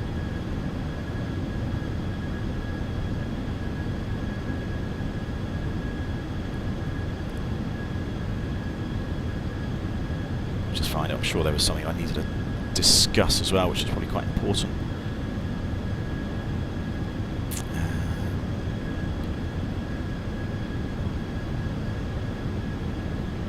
1 second.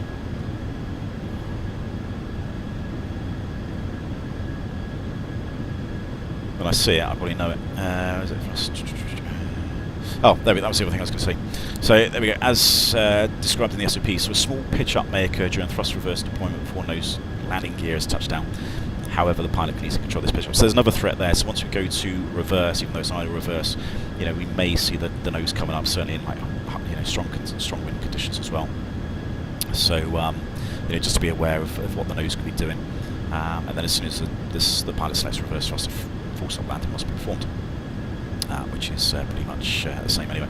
So yeah, what if it all goes wrong? What if we've got to do a balked landing? And what is a balked landing? Well, a balked landing is effectively a landing where, the last stages of the approach, whether it's just in the flare or anything else, we're going to abandon the approach and we've got to go around. Now, we're too close to the ground to do a normal go-around procedure, so we basically just do an escape manoeuvre, escape recovery manoeuvre, to get away from the ground as quickly as we can. Now, SOP dictates that the commanders do this, the captains do this, and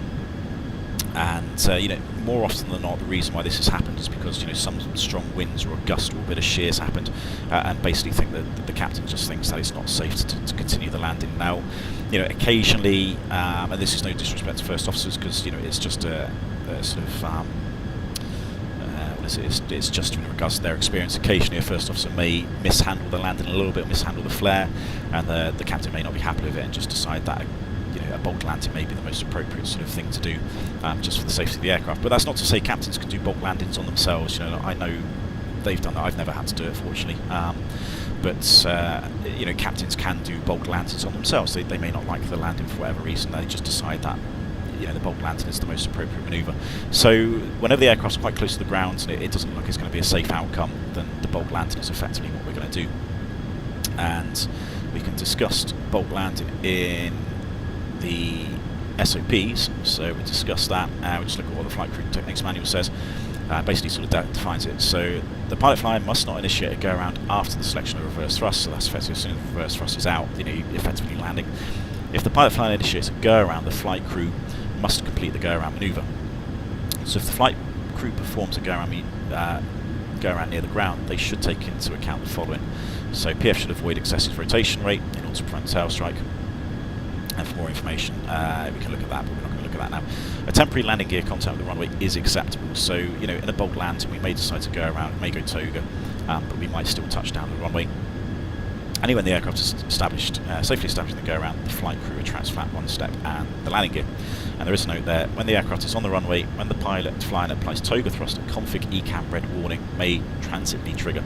The flight crew should disregard this. Now, that warning usually only comes up when you're in flap 4. It doesn't usually come up, or it shouldn't come up in flap 3, because flap 3 is effectively a takeoff flap.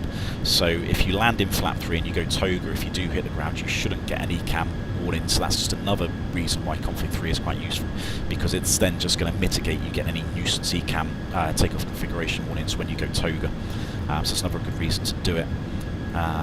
Just reading that. From my understanding, the only real disadvantage for flap 3, high tail strike possibility, long runway need, but of course yeah, that's effectively it, Christian. So yeah, there is a higher tail strike. Now, this is what was a bit frustrating, is the pitch attitude in Phoenix when we did the flap 3 landing earlier.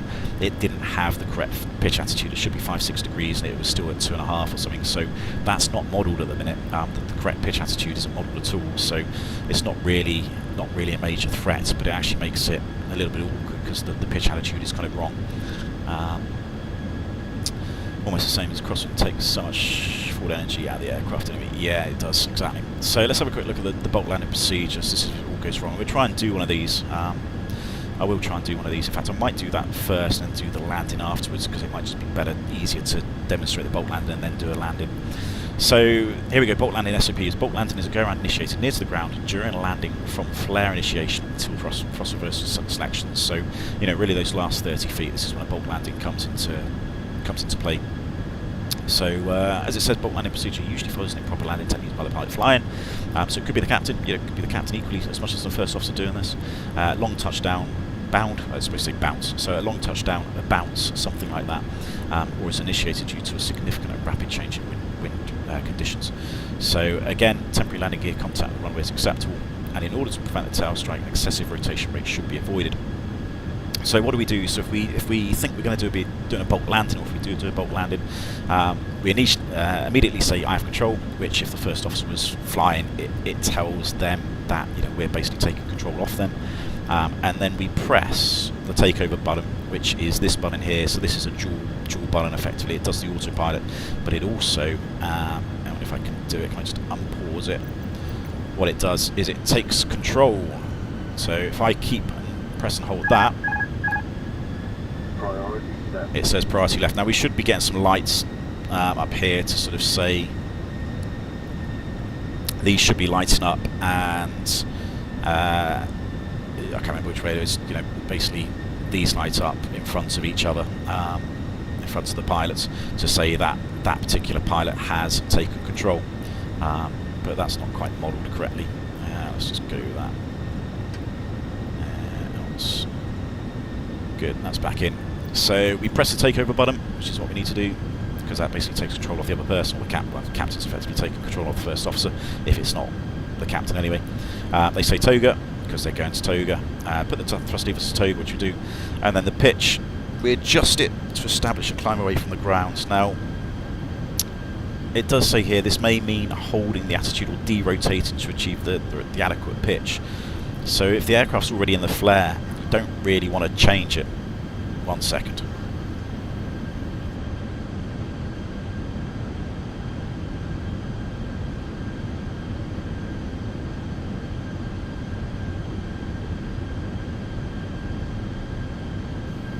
Bloody dog barking at things.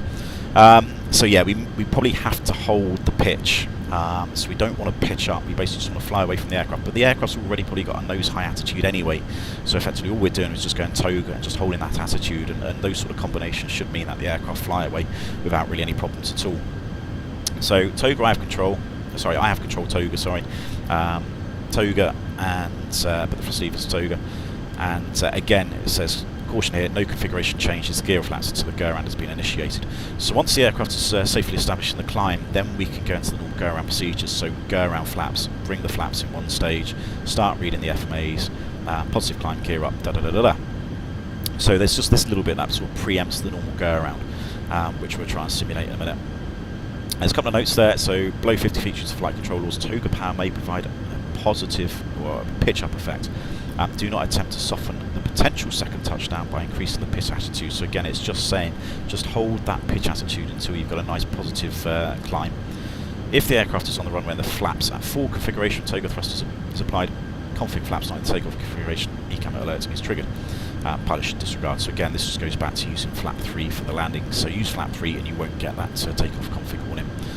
So that pretty much covers most of it, guys. I don't think there's much else to say. Obviously, go back and listen to the stream again if you've missed anything, if I haven't quite understood it. But what I'll do now is, what I'm going to do a landing, and I'm not going to flare, so I'm basically going to do like a bulk landing procedure to sort of discuss what we would do. You know, sort of assume the aircraft hasn't flared for whatever reason, and we'll do that. Then they go around, and we go around, we'll do it again, and we'll try and do a landing to full stop. So if we just carry on, and hopefully we can give this a go. And then hopefully on the second one we can do a full stop landing in 30 odd knots. Need to keep an eye on the wind speed, not too sure how strong the wind's going to be, but it's going to be something, it's going to be within limits, I think. I think we've discussed the techniques well enough to sort of help. The only thing I would say with a lot of this is, you know, having rudders certainly helps. I know not everybody can afford rudders, but you know, it is, you know, they do certainly help the control of the aircraft. And if you've got a twist function on this joystick, you know, you can control the rudder, but you're sort of effectively cross-controlling, I suppose. You know, if you're using the twist stick to point the aircraft left to align with the runway, you know, you're twisting the stick left, but then you're rolling it right, so you're sort of cross-controlling the stick really. So it might make it a little bit more cumbersome, a bit harder. But you know, if you can do that, great. But this is where rudders really will come into their own during the crosswind landings. So I'm going to leave it in heading of VS in the sort of flight directors, and this will just be effectively a normal ILS now. How far are we? 70 miles, quite far away actually. Gone out a little bit far. Find the runway somewhere.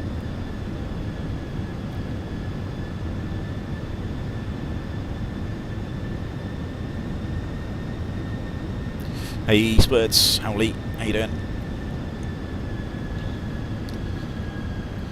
So hopefully that's discussed most things. I don't think there's much else to say. That's pretty much everything off the crib sheet. I think one thing I didn't say was single engine taxi.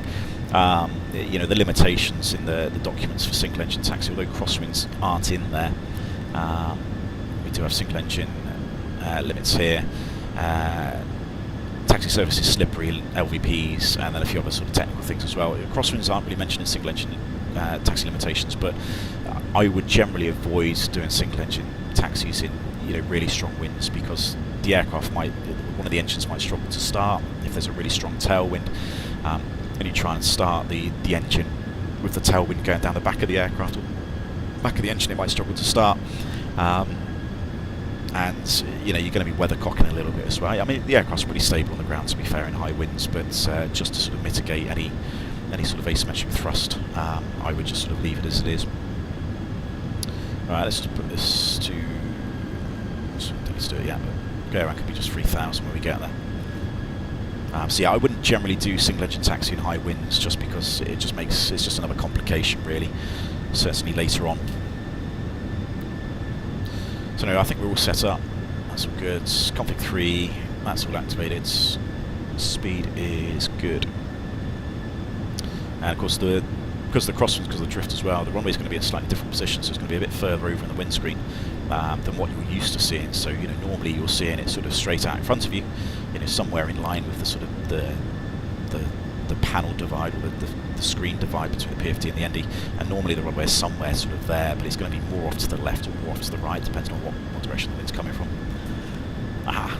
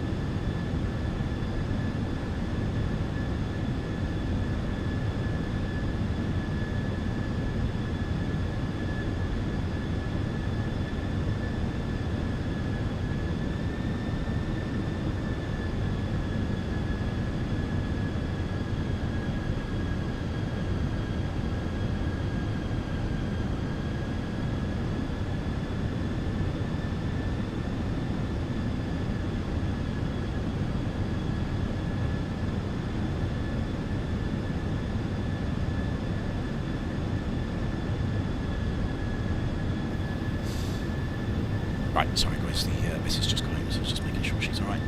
So here we go, let's give this a go. Supply superstar, let's go flat 2. Manage speed. And yeah, this one's going to be the bolt landing, so I'm not actually going to try and flare, I'm just going to try and do the bolt landing procedure.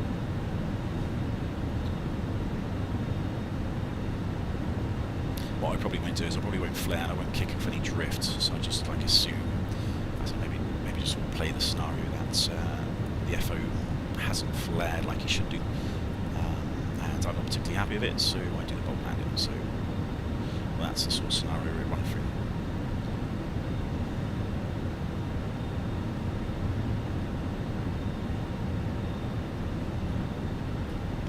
Put the gear down, obviously.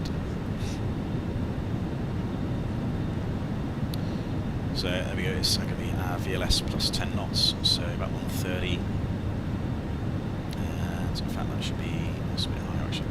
So there you go, 10 knots on VLS, so VAP's 140, and then we've also got ground speed mini as well, which might help, so that the managed speed bug may go up and down a little bit, just depends on the wind direction, because it's trying to maintain basically a constant ground speed. So we'll just improve that views a little bit better. And the other thing, I'm going to leave the automatics in. The aircraft can fly the aircraft much better than I can, so I'm just going to leave the automatics in for as long as possible, really, maybe down to the last 300 or 400 feet, and then take it off, because it's really going to keep it a bit more stable. If I fly it, it might be a little bit unstable, but obviously it can be a little bit gusty, it can be a bit windy, and some people say try not to fly it, try not to move the side stick too much, because you can destabilise it, because the aircraft should look after itself. I don't generally agree with that statement all the time. I just think you need to, you do need to fly it. You need to be quite sort of positive and control inputs. So anyway, we're looking good, getting to 500 feet, all stable, config's good, speed's looking good. And we can see that drift. What is the wind speed? So wind speed 33 knots, yeah, so not quite max wind conditions, but quite close to the airframe. And what we'd normally do is we'd drag this yellow line over to the centre line, but obviously we won't be doing that. So there we go, still struggling, so I'm just going to disconnect there. 100 above. And again, this I'm just pretending to be a first officer. Minimum. That red auto land light shouldn't come off. And I'm just going to basically pretend that he 100. doesn't flare, they don't flare. Light slow. 40, 30, 20. I know, right, that's Retard. I have control Toga. Keep the pitch as it is.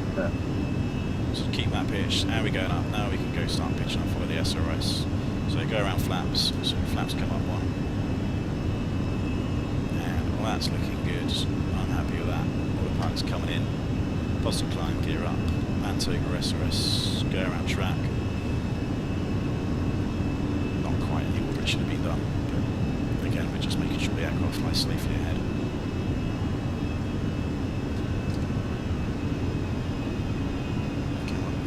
There we go, thrust climb, and flat one.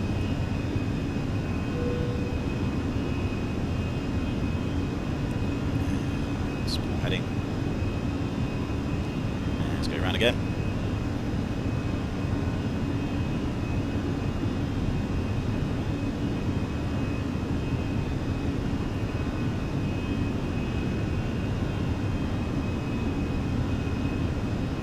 So that's the bulk landing procedure. So at any point you don't like it, you're not happy with what the aircraft's doing, so we don't start. It's just I have control Toga, press your takeover push button, which is the red one, which is the autopilot disconnect button as well. You know, it will stay priority left because priority right depends what seat you're in. But normally the captain's doing this, so it should say priority left. And then just hold the pitch. You know, go to Toga, hold the pitch, and then the aircraft should safely start climbing away.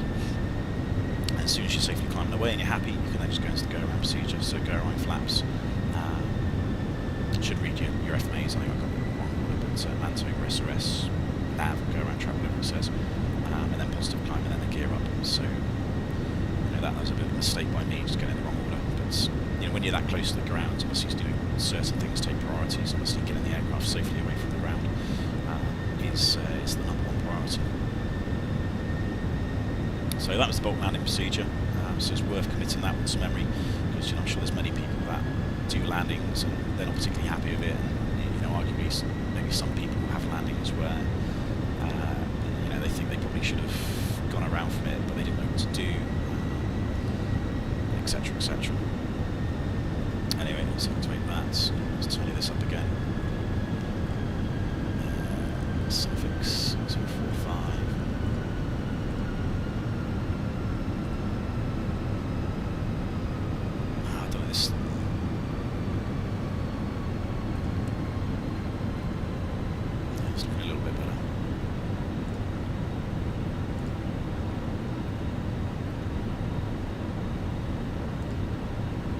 This flight plan, so you should have a go around stuff and I've activated the approach phase, not done a direct to the sensor fix. This should be here, really. So I shouldn't be having to tidy this up. So the FMGC and the flight plan's not quite working as it should do. It's not sequencing like it should do anyway. Try that again, it's looking a bit better.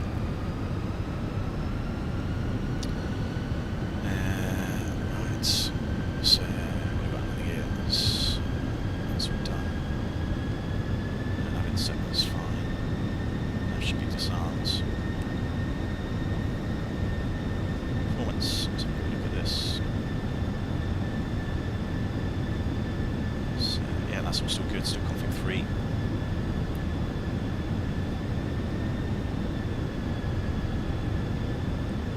And we're just going to go out to about 8 miles again, just come back in now. Trying to attempt to land, and you know, I say attempt because you know, not every landing is always successful in strong winds. You know, sometimes you've got to throw it away. So you know, maybe another bolt landing, maybe a go around, depends on how we want to fly it. But we were trying to do a landing, we were trying to decrab the aircraft and land on the sense line and keep it straight and slow down, and we can just vacate.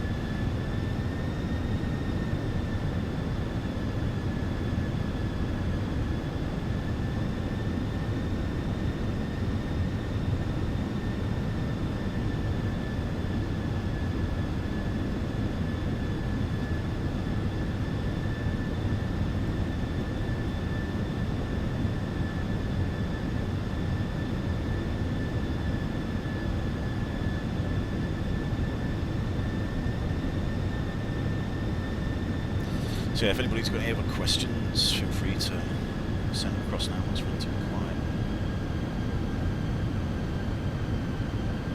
Just give myself a little bit of space.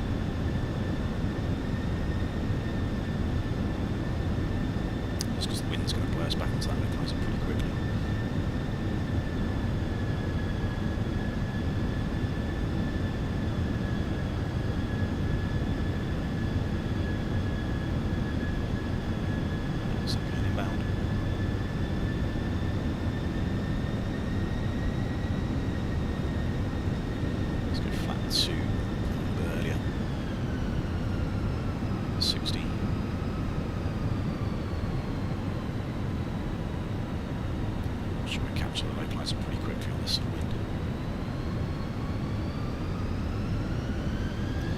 Settings you run in HD? Do you mean graphic settings, Lemon? Because at the minute they've all reset to something daft after the sim update and everything, so I've got to go back and redo them. So the graphic settings aren't looking quite as good as what I'd normally expect, but outside it's looking decent enough. Our parallel landings assumed. How do you mean? Do you mean what they call them when there's two aircraft on the same approach? Same approach for two separate runways. Probably not. I don't know. I suppose if there's enough separation between them, it's okay. Still flying low revenue speed. Now they may come back one day, Barry, don't they?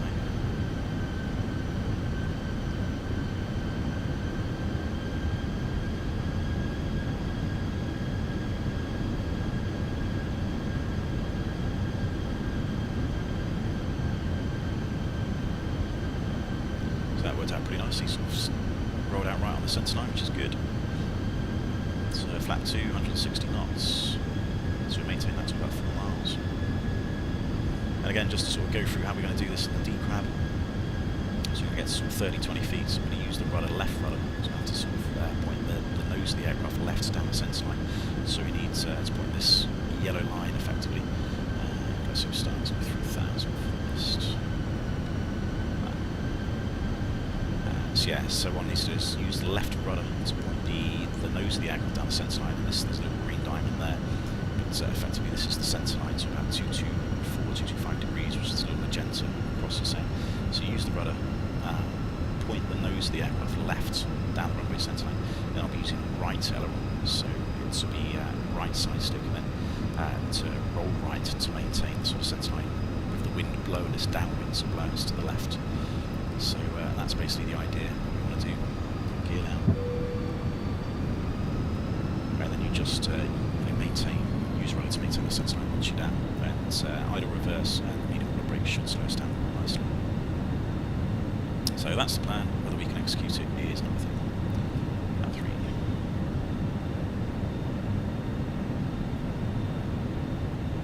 You get a slightly wider view is sometimes not so bad here because you get a bit more of an appreciation just of where things are.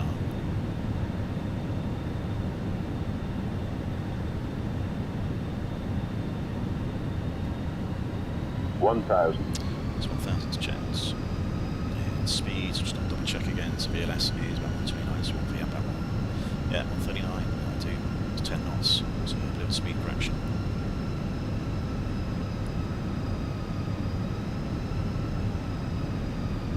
And again, I'll just leave the automatics to do its thing.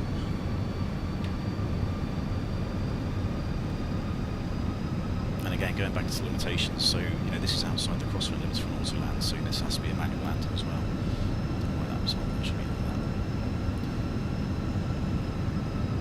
So we can't auto land in this weather. So yeah, we've got to do it. We've got to do some of that pilot hero stuff. So 500 stable. There are options to use manual thrust in really, really strong winds, but at the minute the auto thrust is doing a good job, so just leave the auto thrust to do it. It's one less thing that we will worry about.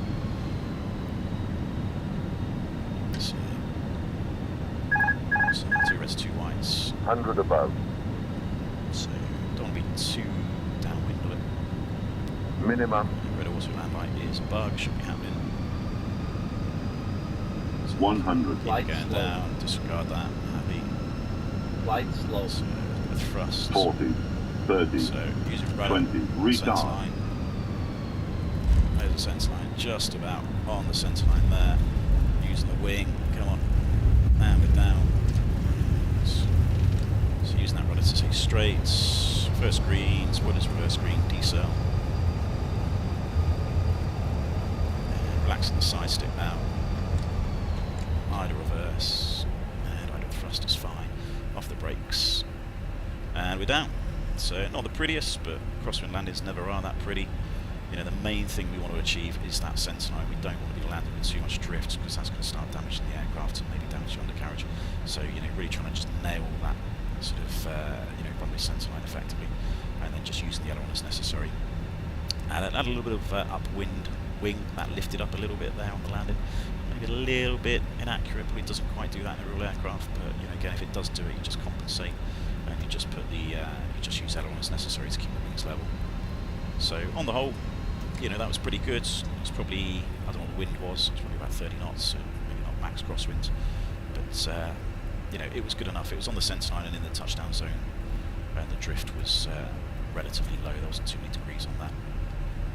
So, on the whole, we can say that was probably a pretty successful landing.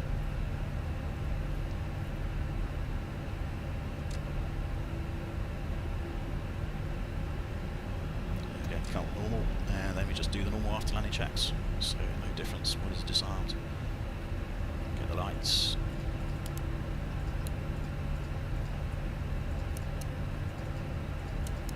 Yeah. That can come off. That can come on. And focus on driving the aircraft. You know, what you do after landing is not important, but you know, making sure you don't go on the grass is. So onto a straight and get rid of these. Maybe you can come on.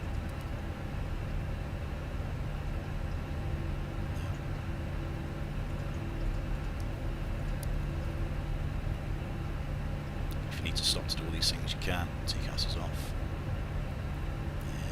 And there we go, flaps can come up as well. So that's pretty much it, guys. I don't think there's much else to say.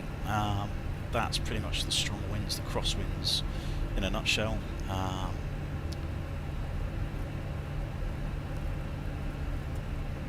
think I've covered most things. As I said, they talked about a lot of stuff there. There's a lot of sort of operational things that you need to consider, certain limitations, limitations for different aircraft, techniques. You know, there's takeoff techniques there. There are you know, landing techniques, how you decrab, how you use the rudder. Certainly for the sim, you know, if you've got rudder pedals, that's certainly a good idea. But yeah, there's quite a lot to discuss just in terms of system peculiarities as well, using VAP, landing configurations, using flap 3, medium order brake, reverse thrust, how all these sort of things affect the aircraft and how it affects the behaviour of the aircraft landing in these sort of winds. So there's a lot there in the stream, lots to discuss. Bulk landing, you know, go around procedures, that's quite important as well. Wind shear recovery, you know, just memory items. So you know, there is quite a lot of content, but hopefully it covers probably 99% of most of the stuff that you need to consider when landing in high winds. And certainly, I would consider anything more than about 20 knots. That's when you want to start looking at this sort of stuff, because effectively 20 knots is really a cut-off point for your takeoff technique. So 20 knots and below, you can just do the normal takeoff technique. But anything above that, you're adapting the takeoff technique. And you know, 20 knots is a decent sort of, you know, not a bad sort of wind for landing either as well. So you know, for our company, that's the first officer limits. Above that is captains only. But you know, other companies will have different limits for first officers in landing. But yeah, certainly once your crosswind gets above 20 knots, that's when you really start to be looking at these sort of various aspects that I've discussed today. But apart from that, I think that's it. So I'm going to park up, shut it down, go and have a bagel, and I think I've kept the missus happy, because it means I can now switch off now. I might need to update the description on the YouTube. I don't actually know what it says, because it was a new. I'm using Streamlabs today rather than OBS. It's the first time using Streamlabs, and there's a few other things I need to do with sim as well later on. Just update the graphic settings. And I don't know why it's stuttering. Like, I'm in window mode at the minute and it's fine, but it wasn't fine when I was in non-window mode. But I actually prefer it non-window mode because it's easier to see around the aircraft. So I need to do a couple of things, just set that up. I mean, that would take a while. I've also got to do some memory fix as well, because the aircraft keeps crashing on me every time I sort of upload it or update anything, update any drivers. It just has a memory leak, and I get the blue screen of death. So there's a bit of work I've got to do my end on the PC, but I shall try and do that later on today.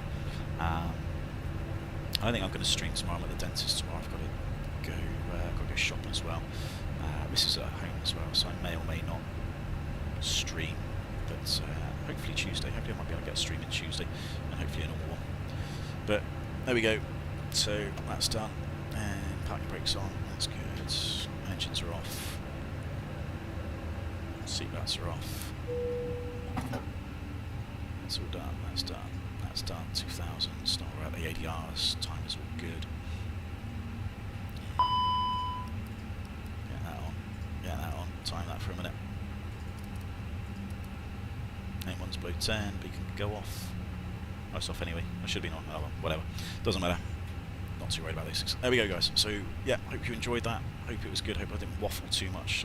There's bound to be some things that I might have mixed my words a little bit. But yeah, if you've got any questions, if there's anything that you noticed that wasn't quite spot on, you're a bit interested over, just drop me a comment, and yeah, leave it in the comment section, and I'll try and answer what I can. But have a good day, and I shall see everybody a little bit later on. Cheerio.